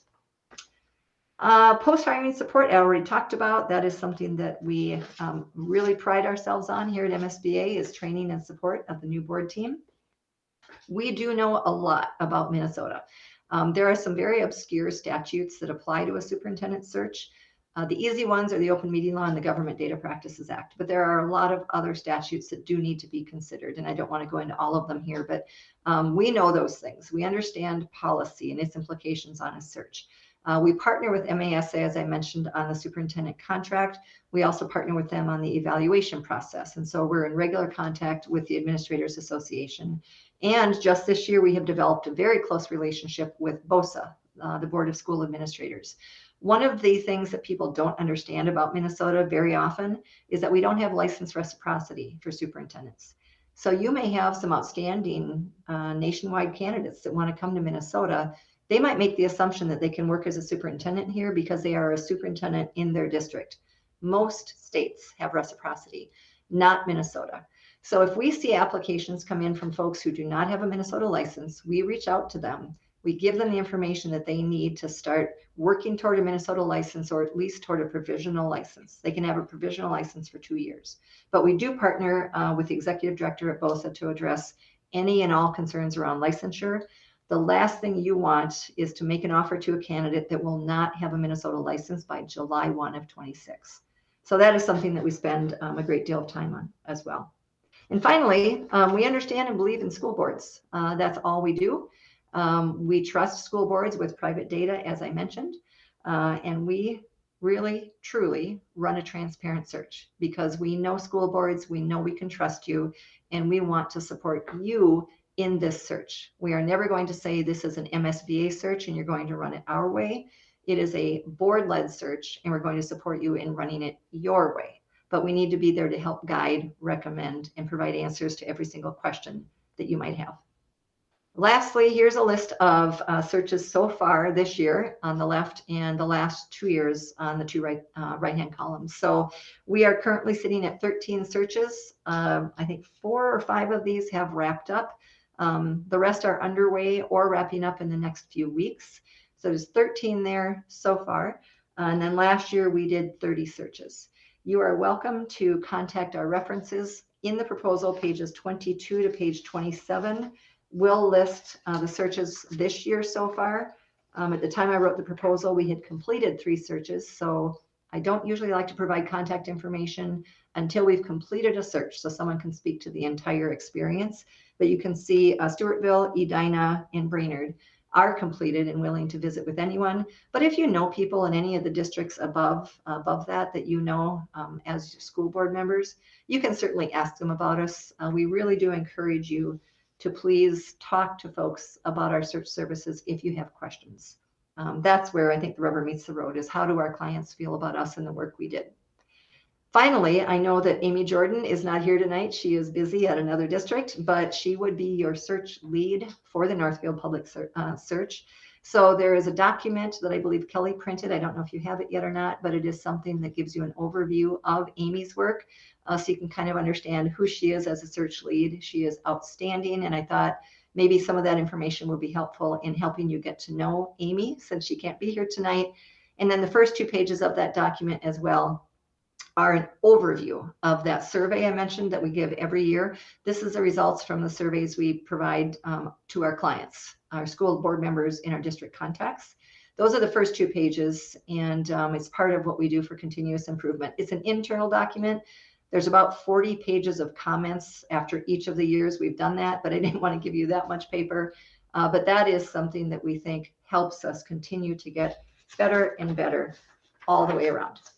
So I'm going to stop talking. I feel like I talked an awful lot. Here are some quotes, but you know, there are lots and lots of quotes sprinkled throughout the proposal as well. So I will now stop talking, and I would be happy to answer any questions that you might have.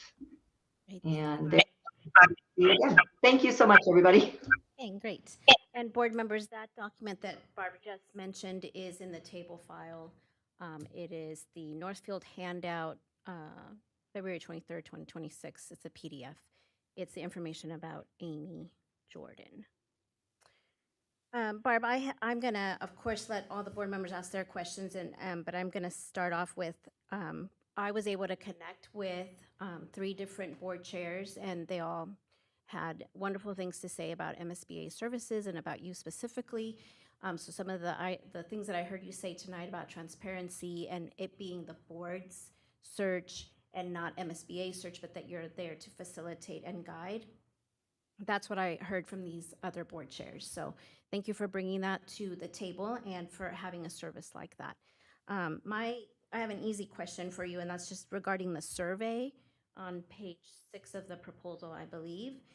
Wanted to know how long the survey is in terms of number of questions and time that it takes to complete it. You mentioned that students at a middle school were able to take that survey during class time. I didn't want to assume that meant the survey is 40 minutes long, or maybe No. it is. Yeah. Thank you very much for asking that, Chair. So the survey, there's a couple of key things. One is completely anonymous, so people can be very frank with their comments. Also, they do not have to complete the entire survey in order for their voice to be heard. So some people only want to answer the quantitative questions, and I think there's 4 or 5 questions saying choose your top 6 skills or traits.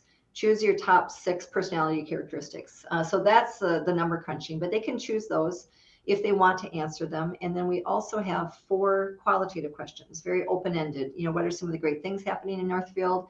What challenges lie ahead? What does the next superintendent need to know about the community and the district in order to succeed? And what else do you want to share with us? Some people skip the open-ended questions completely. Other people write paragraphs under each of those. So it's really up to each person to take as long or as short as they want to. I think the average person, if they answer every single question, it's probably about a 10-minute survey. But I also know people that have spent a half hour on it. And I also know some people that have been through it very quickly and just answered the top 6, skipped the open-ended, and they were probably done in 5 or 10 minutes. Okay, So it really depends. okay, thank you. Thank Then you. we'll use that information to build the profile with the board. Now, there's 2 things to consider. We are at the end of February, so we're sort of in high search season. So I would consider early on having the board craft the leadership profile, because you will take your own hiring criteria survey, and at the planning meeting, we'll have a leadership profile based on that criteria that you will shape, because that needs to go in the brochure. I would recommend at this time that you not wait for the results of the stakeholder survey to come in. Instead, let's post it the day after that planning meeting so the word is out there and applications can start coming in. You will run the survey parallel to the position being posted. When it closes, and this is how the vast majority of searches actually unfold, is the board sets the criteria and the profile, the community, staff, the students and parents, they finish giving all of their input, and then that report we bring back to the board, we share it with you, and it either aligns or doesn't align with what the board's already doing.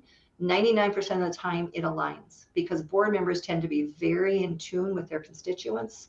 So what it's used for then is it does show the board, in fact, there's an apples to apples comparison on the hiring criteria, that here's what the staff prioritized, here's what parents prioritize, here's what the board prioritized. So that direct comparison is really, really great. However, we then use the results of that information from all the stakeholders to help screen the applications. I mentioned early on that between the leadership profile and the report, that is how we decide who most rises to the top in the applicant pool. So it's very important for applicant screening. And we create interview questions around your profile, and we create interview questions around that survey. So I would say you don't want to wait at this point in search season for those results to come back in. If we were starting the search in November or December, absolutely, you had enough runway to get results back from the survey before crafting the leadership profile. But at this time, I'd say you want to get moving pretty quickly. Okay, thank you, that's fair. Okay, board members, I'll open up the floor. If you could limit yourself to a couple of questions, and then I'll come back as often as we need to, okay? Who would like, okay, so Ben, we'll start with you. Excuse me. Hi, Barb. Ben Miller. Just a few quick questions. One, what does a search team look like, and can the district request certain members for that search team based on the profile that you have in the proposal? And then 2, when we think about a national search based on what you talked about in terms of superintendent licensure, how many placements for superintendent searches have been from out of state recently, based on your experience, like percentage wise? I think that'll help us think about kind of where we want to cast that net. Yeah, great questions. Thank you, Ben. So I would say the search team typically is based upon their availability and very often geography. Sometimes there is a certain flavor to a geographic region of the state of Minnesota that our service providers are more familiar with. But it also becomes down sometimes to their availability if they're working on other searches as well. Typically, no, we don't ask for requests from a school board as to who you might like on that search team. Obviously, Amy would be your search lead. Shelby and Maria work behind the scenes on every facet of the search here at MSBA. But as far as the service providers, we would end up with 3 to 4 people, and Josh Pauley would be on that as the national recruiter. So I would suggest if there is someone that you'd really like to work with, you could certainly send me an email and I can visit with them about their availability. They're all independent contractors.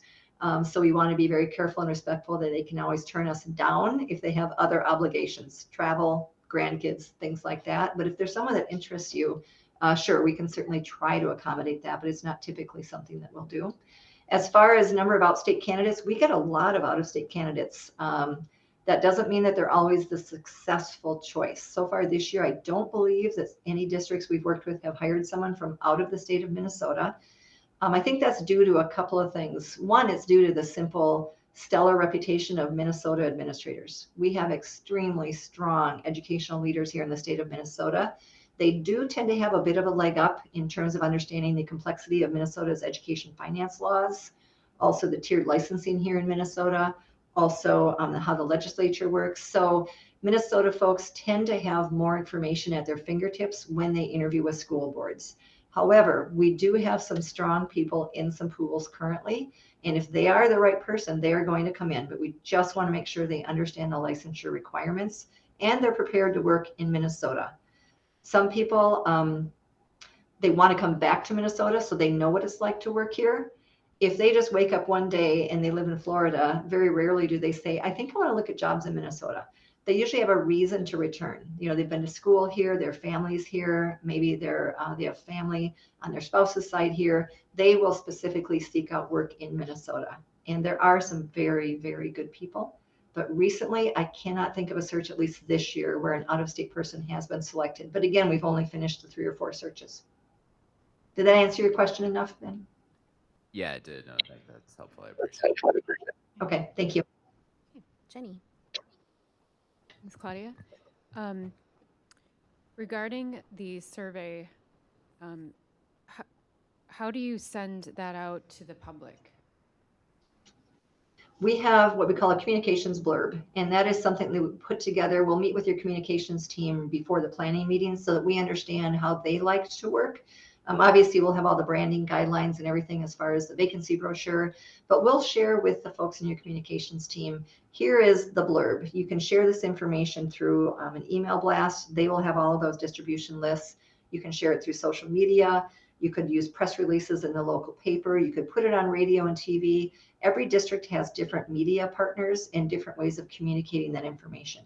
Other districts really like to include cultural liaisons in this effort to make sure that people that are trusted within the district are the ones sharing the survey with those families that perhaps are not English is not their first language. So we'll wrap in as many people as we possibly can, and yet it's coming from the district. MSBA is not going to send surveys out to people. We would get in a lot of spam folders, I think, if we did it electronically, but the district has those channels already in existence, and so we'll prioritize and leverage the communication channels that already exist there in Northfield. And then it states that the results are summarized. What does that mean? So if you want to see an example of a public summary report, you can certainly go look. I think the one is currently posted on Wayzata's website if you'd like to look at theirs.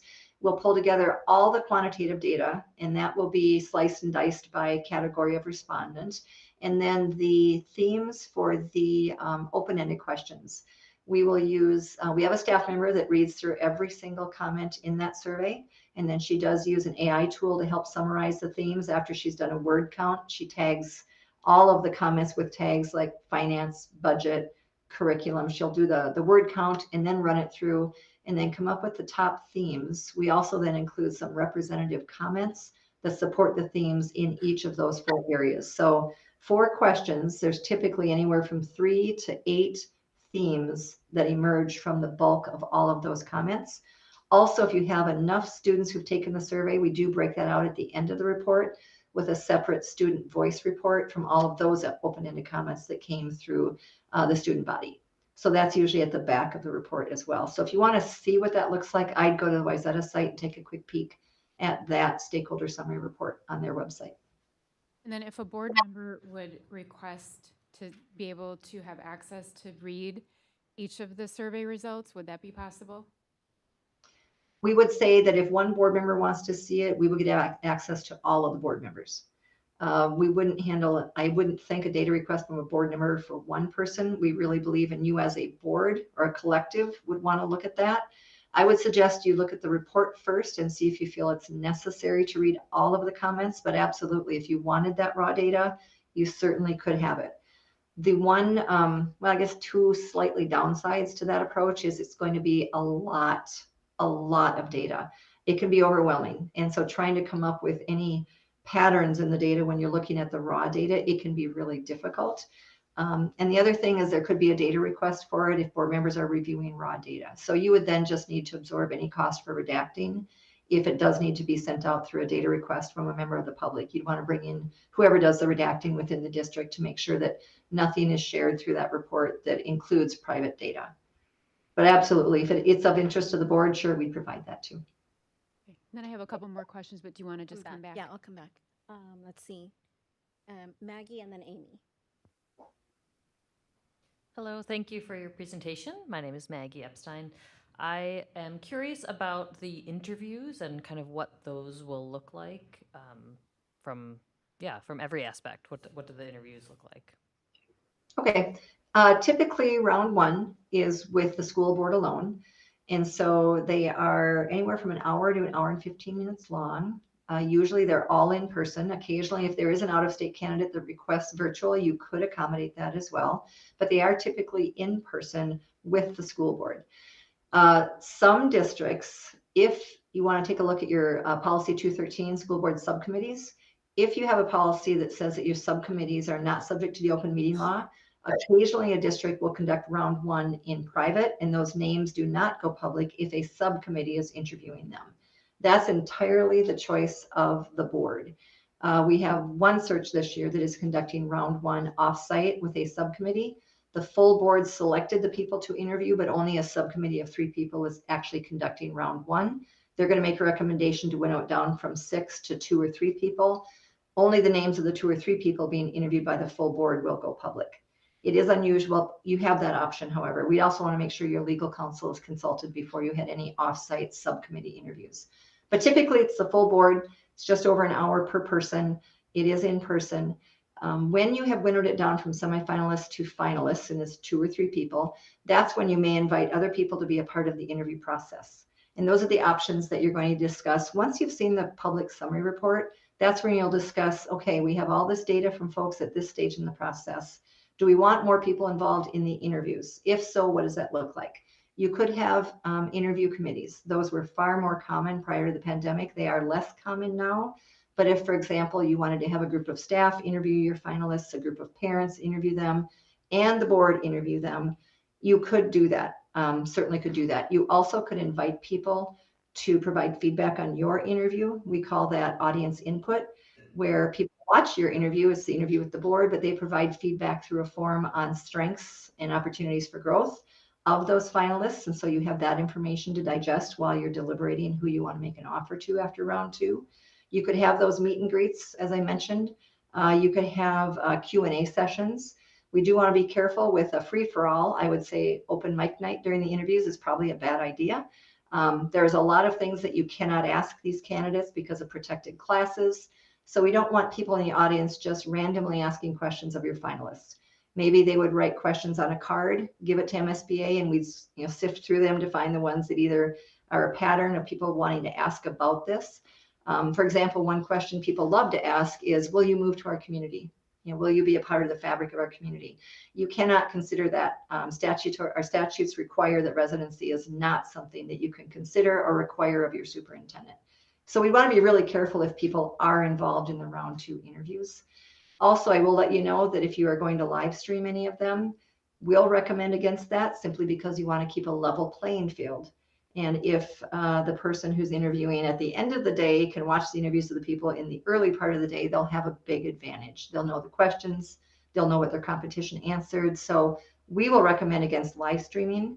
You could potentially record the interviews if you want to put them on the website afterwards, but lots of options in terms of that. The only criteria is if you are interviewing them as a board, not a subcommittee, it must be an open meeting. So the Open Meeting Law and the Government Data Practices Act will apply to every step of your search, including the interviews. Did that help? Yes, thank you. Okay, thank you. Okay, Amy. Hi, Barb. It's Amy Gerwitz.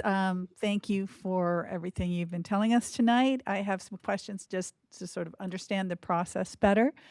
You say you do about 30 searches a year. I'm wondering if you can say, is there like an average number of applicants that you get for a search? And what would that be? Great question. Thank you. So it has changed. Before the pandemic, there were an average of 20 to 30 applications. However, about half of them were simply not qualified. So I would say there were a lot of tire kickers prior to the pandemic, and the half, so maybe 12 to 15 real qualified people. Then the pandemic came, and it became very traumatic and very exhausting for everyone.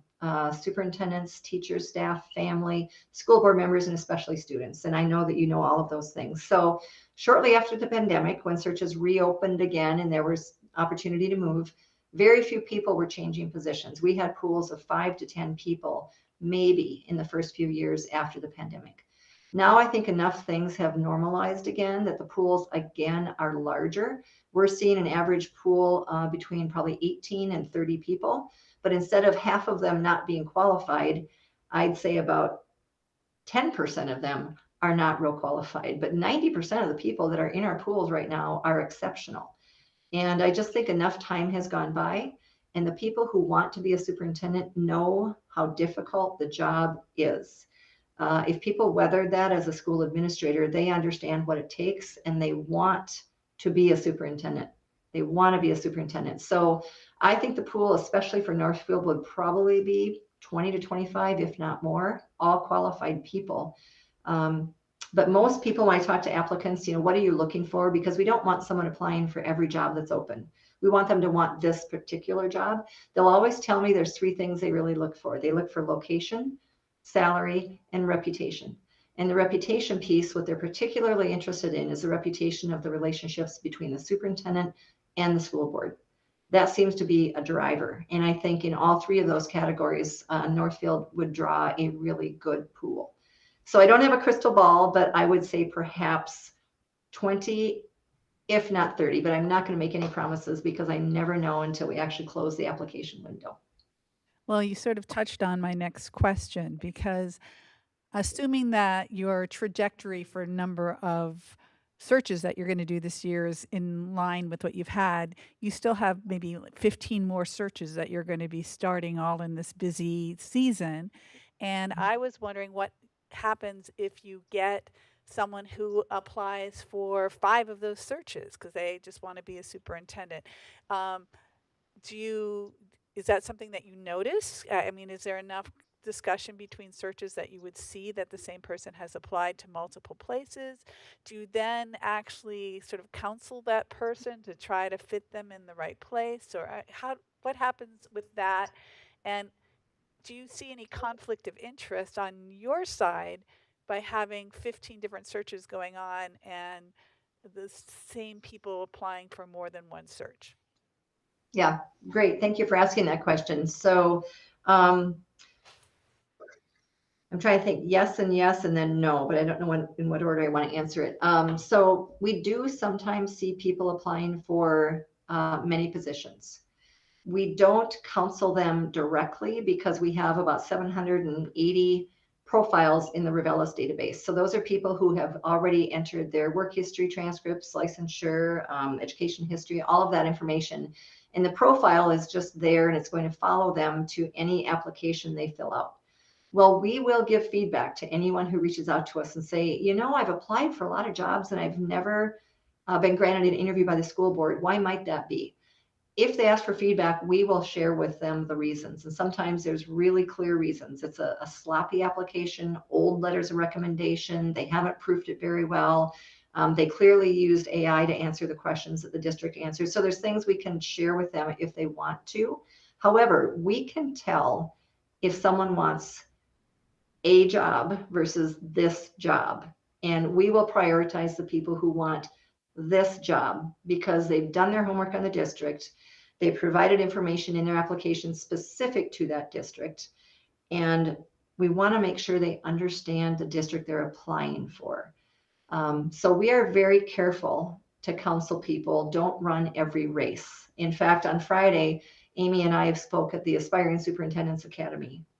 MASA offers that every 2 years, and we speak on superintendent search process. And we're very clear with these applicants, know what you want, study the leadership profile, study the district, read the report, make sure it sounds like you, and then consider applying. And so that does get, generally speaking, some really good people in the pool.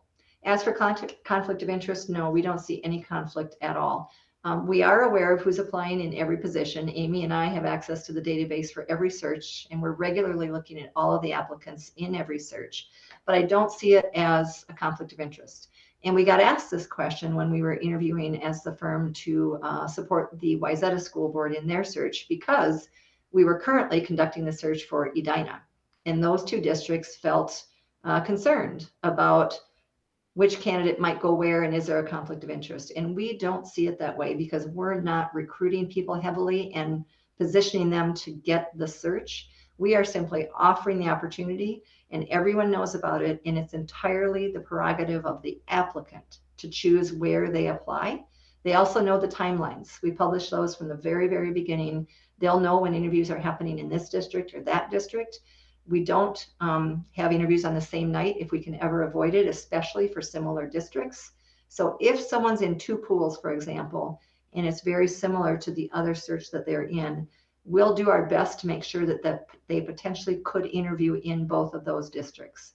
But for the most part, the frequent flyers aren't ending up in round 2 with school boards. School boards are looking for people that want a specific job, and those folks are more selective than the ones that are in all of the different pools. Kind of a long answer. Did that help? That was very helpful. I have more questions, but I'm going to pass it on to the next person. Thank you. Jeff, do you have any questions? Not at this time. Okay. And Corey, you don't have any? Okay. So Jenny, you had a couple more? Thanks. During or within the applicant vetting process, there's a statement that you align each applicant's background, experience, and application information. What does it mean when you say applicant's background? Let's see. I'm trying to think. I'm putting myself in the shoes of my service providers that do the bulk of this work. There are certain expectations in some districts that do not exist in other districts. So, for example, someone who has experience in a district similar to Northfield, perhaps in terms of the expectations around academic excellence, if they have worked in a district in whatever capacity, cabinet member, principal, whatever it might be, they might have more familiarity with that kind of district. And so that experience and background would be in their favor for a search such as yours. There are other folks that are more interested in working in a rural school or working in districts that have high career and tech ed programs, and that's where their expertise and background and passion lies. So those are the kinds of things we're looking for when we talk about alignment.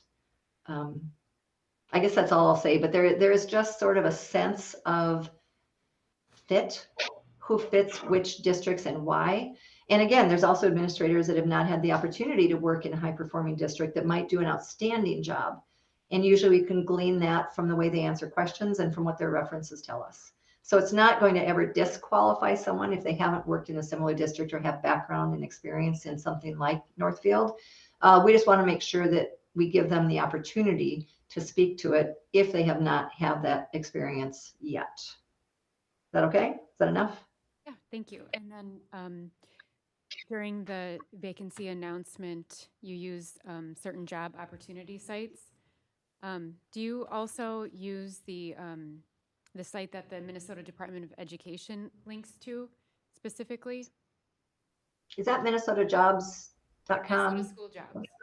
Okay, Minnesota, yeah, we cannot post on that as a search firm. That is for districts themselves.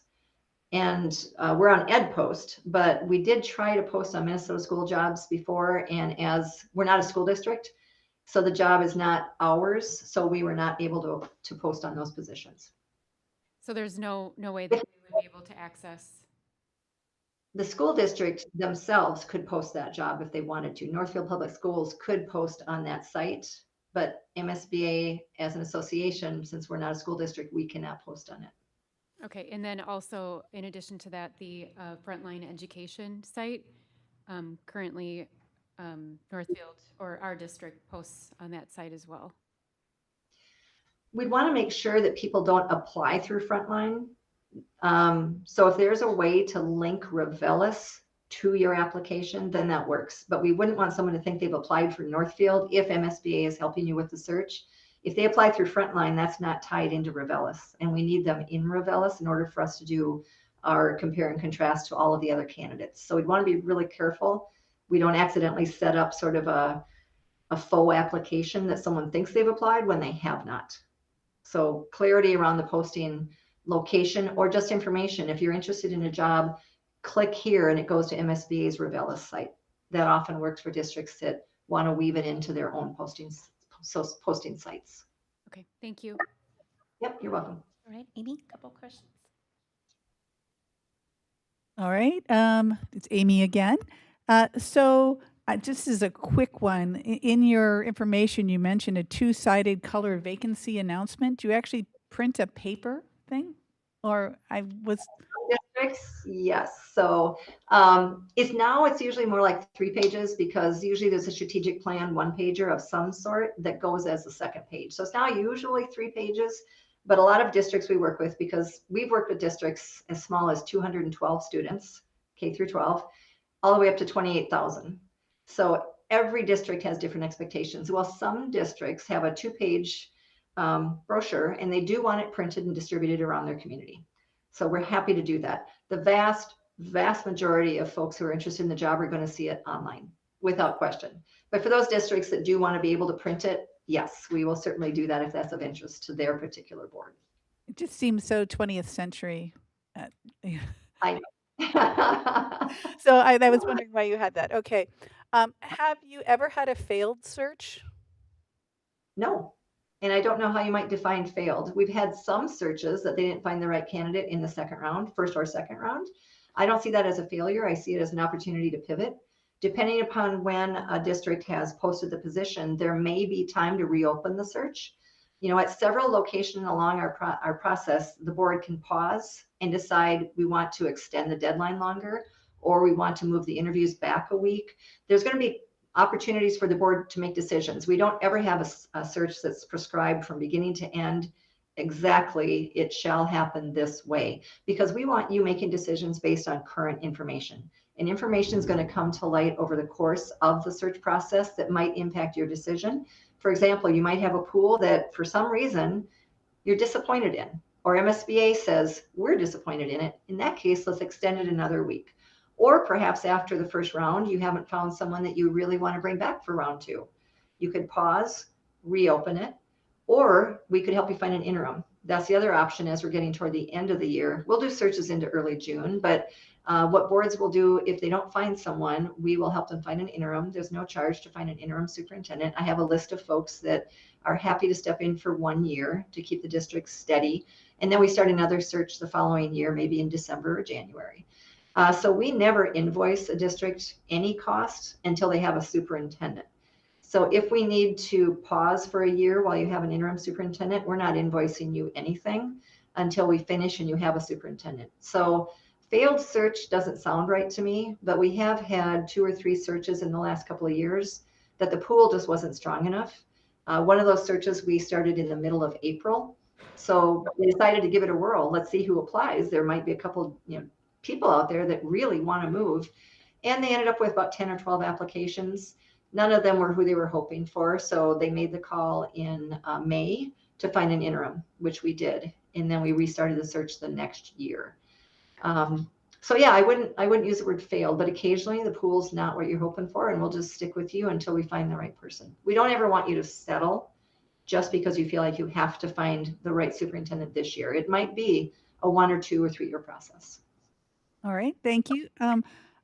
You also say in your documentation that you identify and reach out to high-quality candidates who would be good fits for Northfield in this case. do you do that on an individual level, or is that more the mass mailings and emailings? Thanks. We do it both. On a national scale, it's individual. That's where Josh will pull together the information about Northfield, weave in your leadership profile, come up with similar districts, and then that's who he would reach out to individually. In the state of Minnesota, it is more of the mass mailings, the word of mouth, the soft recruiting, which is, hey, have you seen Northfield's open? Well, I'm going to tell you right now, everybody knows Northfield is open. That is not a secret, but people need to know, right? So that's mass communications. However, I also want to explain why it is that way. We have an ethical responsibility to our members, and we would have a tough time explaining to MSBA members, because every district in the state's a member of our association, why we are going out and actively recruiting away their strongest leader and offering them a different job for a different member. So we do not individually reach out to sitting superintendents to say, hey, you should apply for Northfield. That would make us feel immoral by doing that, because we want to support our members. However, those folks know about it. Our network of service providers are plugged in, and they're making sure everybody knows about it. And if it sounds like that person and they feel like it's them, they can call Amy, me, or any of our service providers to ask questions about that job. Very often, the sitting superintendent is serving also as an ambassador to take phone calls from folks that are interested in learning more about the specifics of working in Northfield.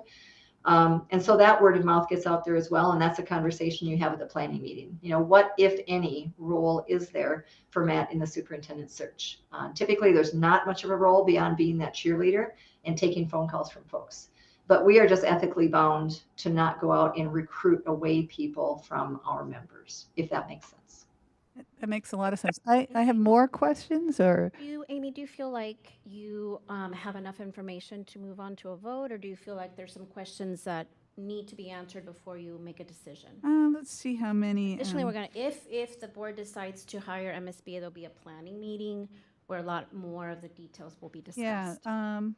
I have one question I'd like to ask now, it's and then I important. think I'd be ready. I can save the rest for. Okay, and then another- Corey also has a question. Do you want to go before Amy, or do you want to go after? Okay.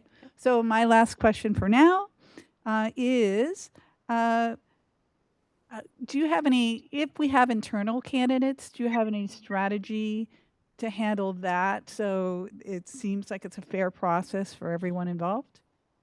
Yeah, again, great question. So internal candidates must go through the exact same process as external candidates. There's no leg up for anyone already in the district.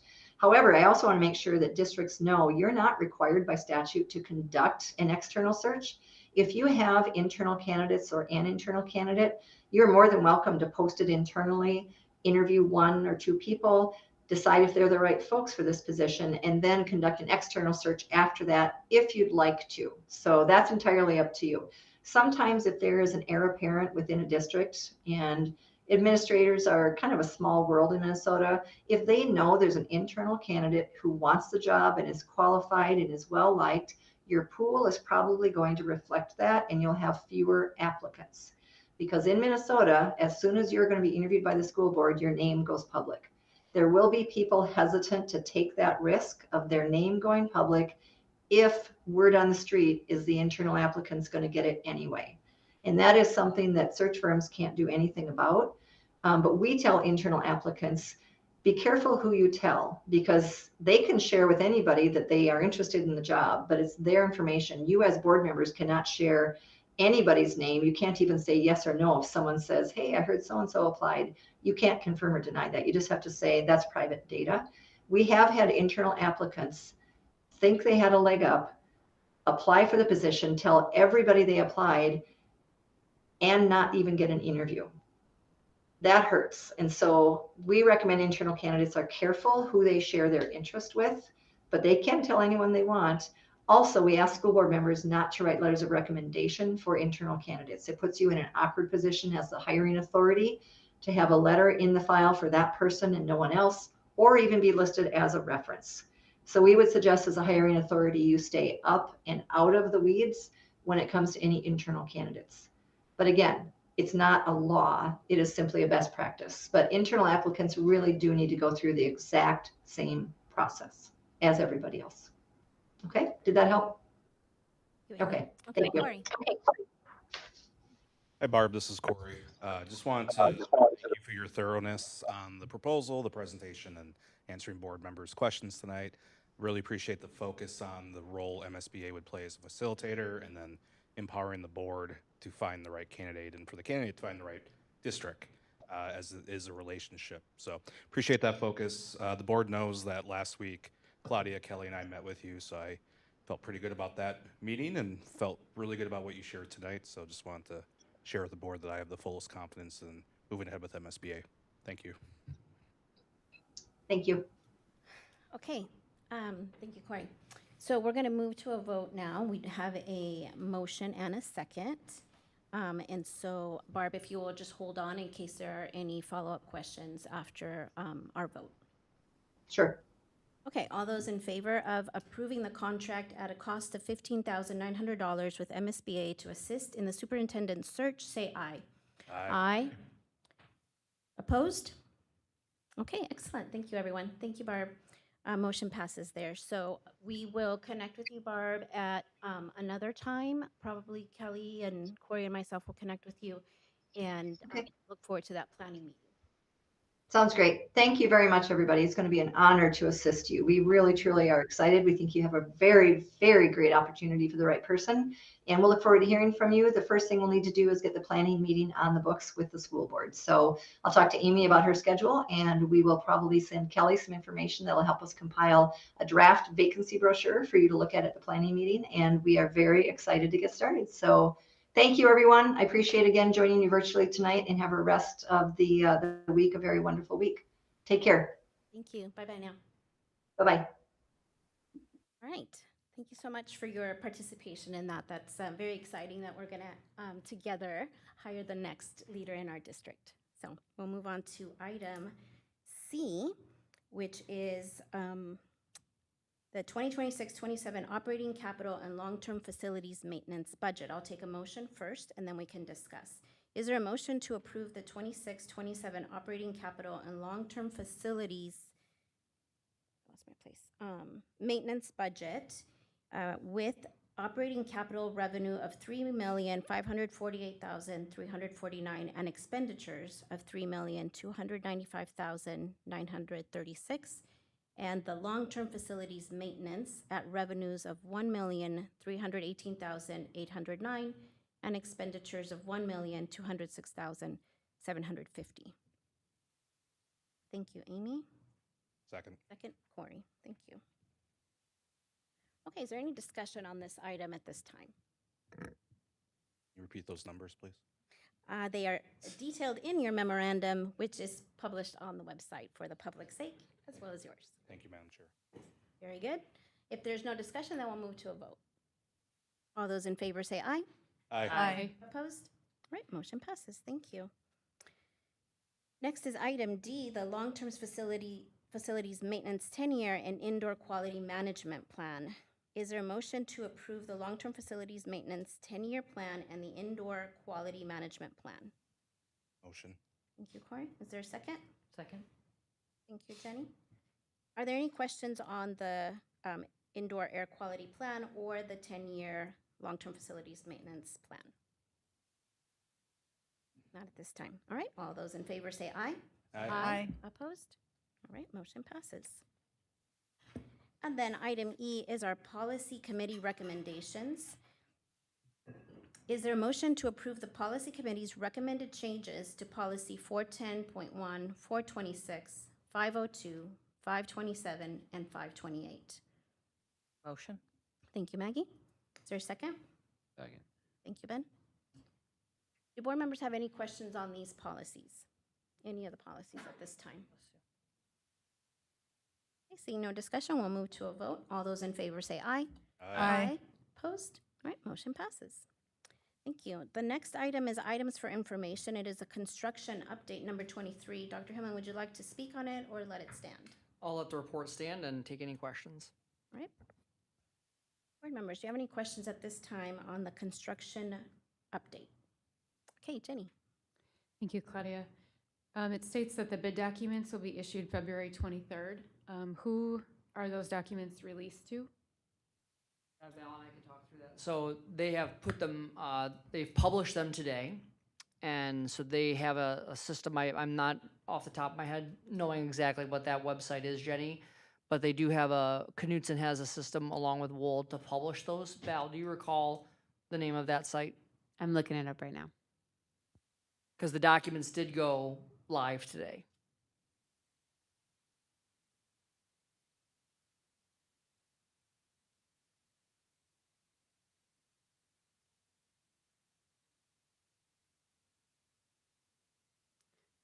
It says Fran's Reprographics Public Plan Room. On the, I'm looking at the request for bids that's going in the newspaper. So It's also posted on our yep, website on as the well. website as well. So And it says that the bidding documents, including, they're also on file with the Builders Exchange, McGraw-Hill Construction, Dodge Plan Center, Reed Construction, Plan Room, the Blue Book Building, and Construction Network from Planwell. So those items are all listed on the website. Okay, and then it states that the bids are gonna open March 26th. That is correct. So then when would the closing date be? Yep, closing date is,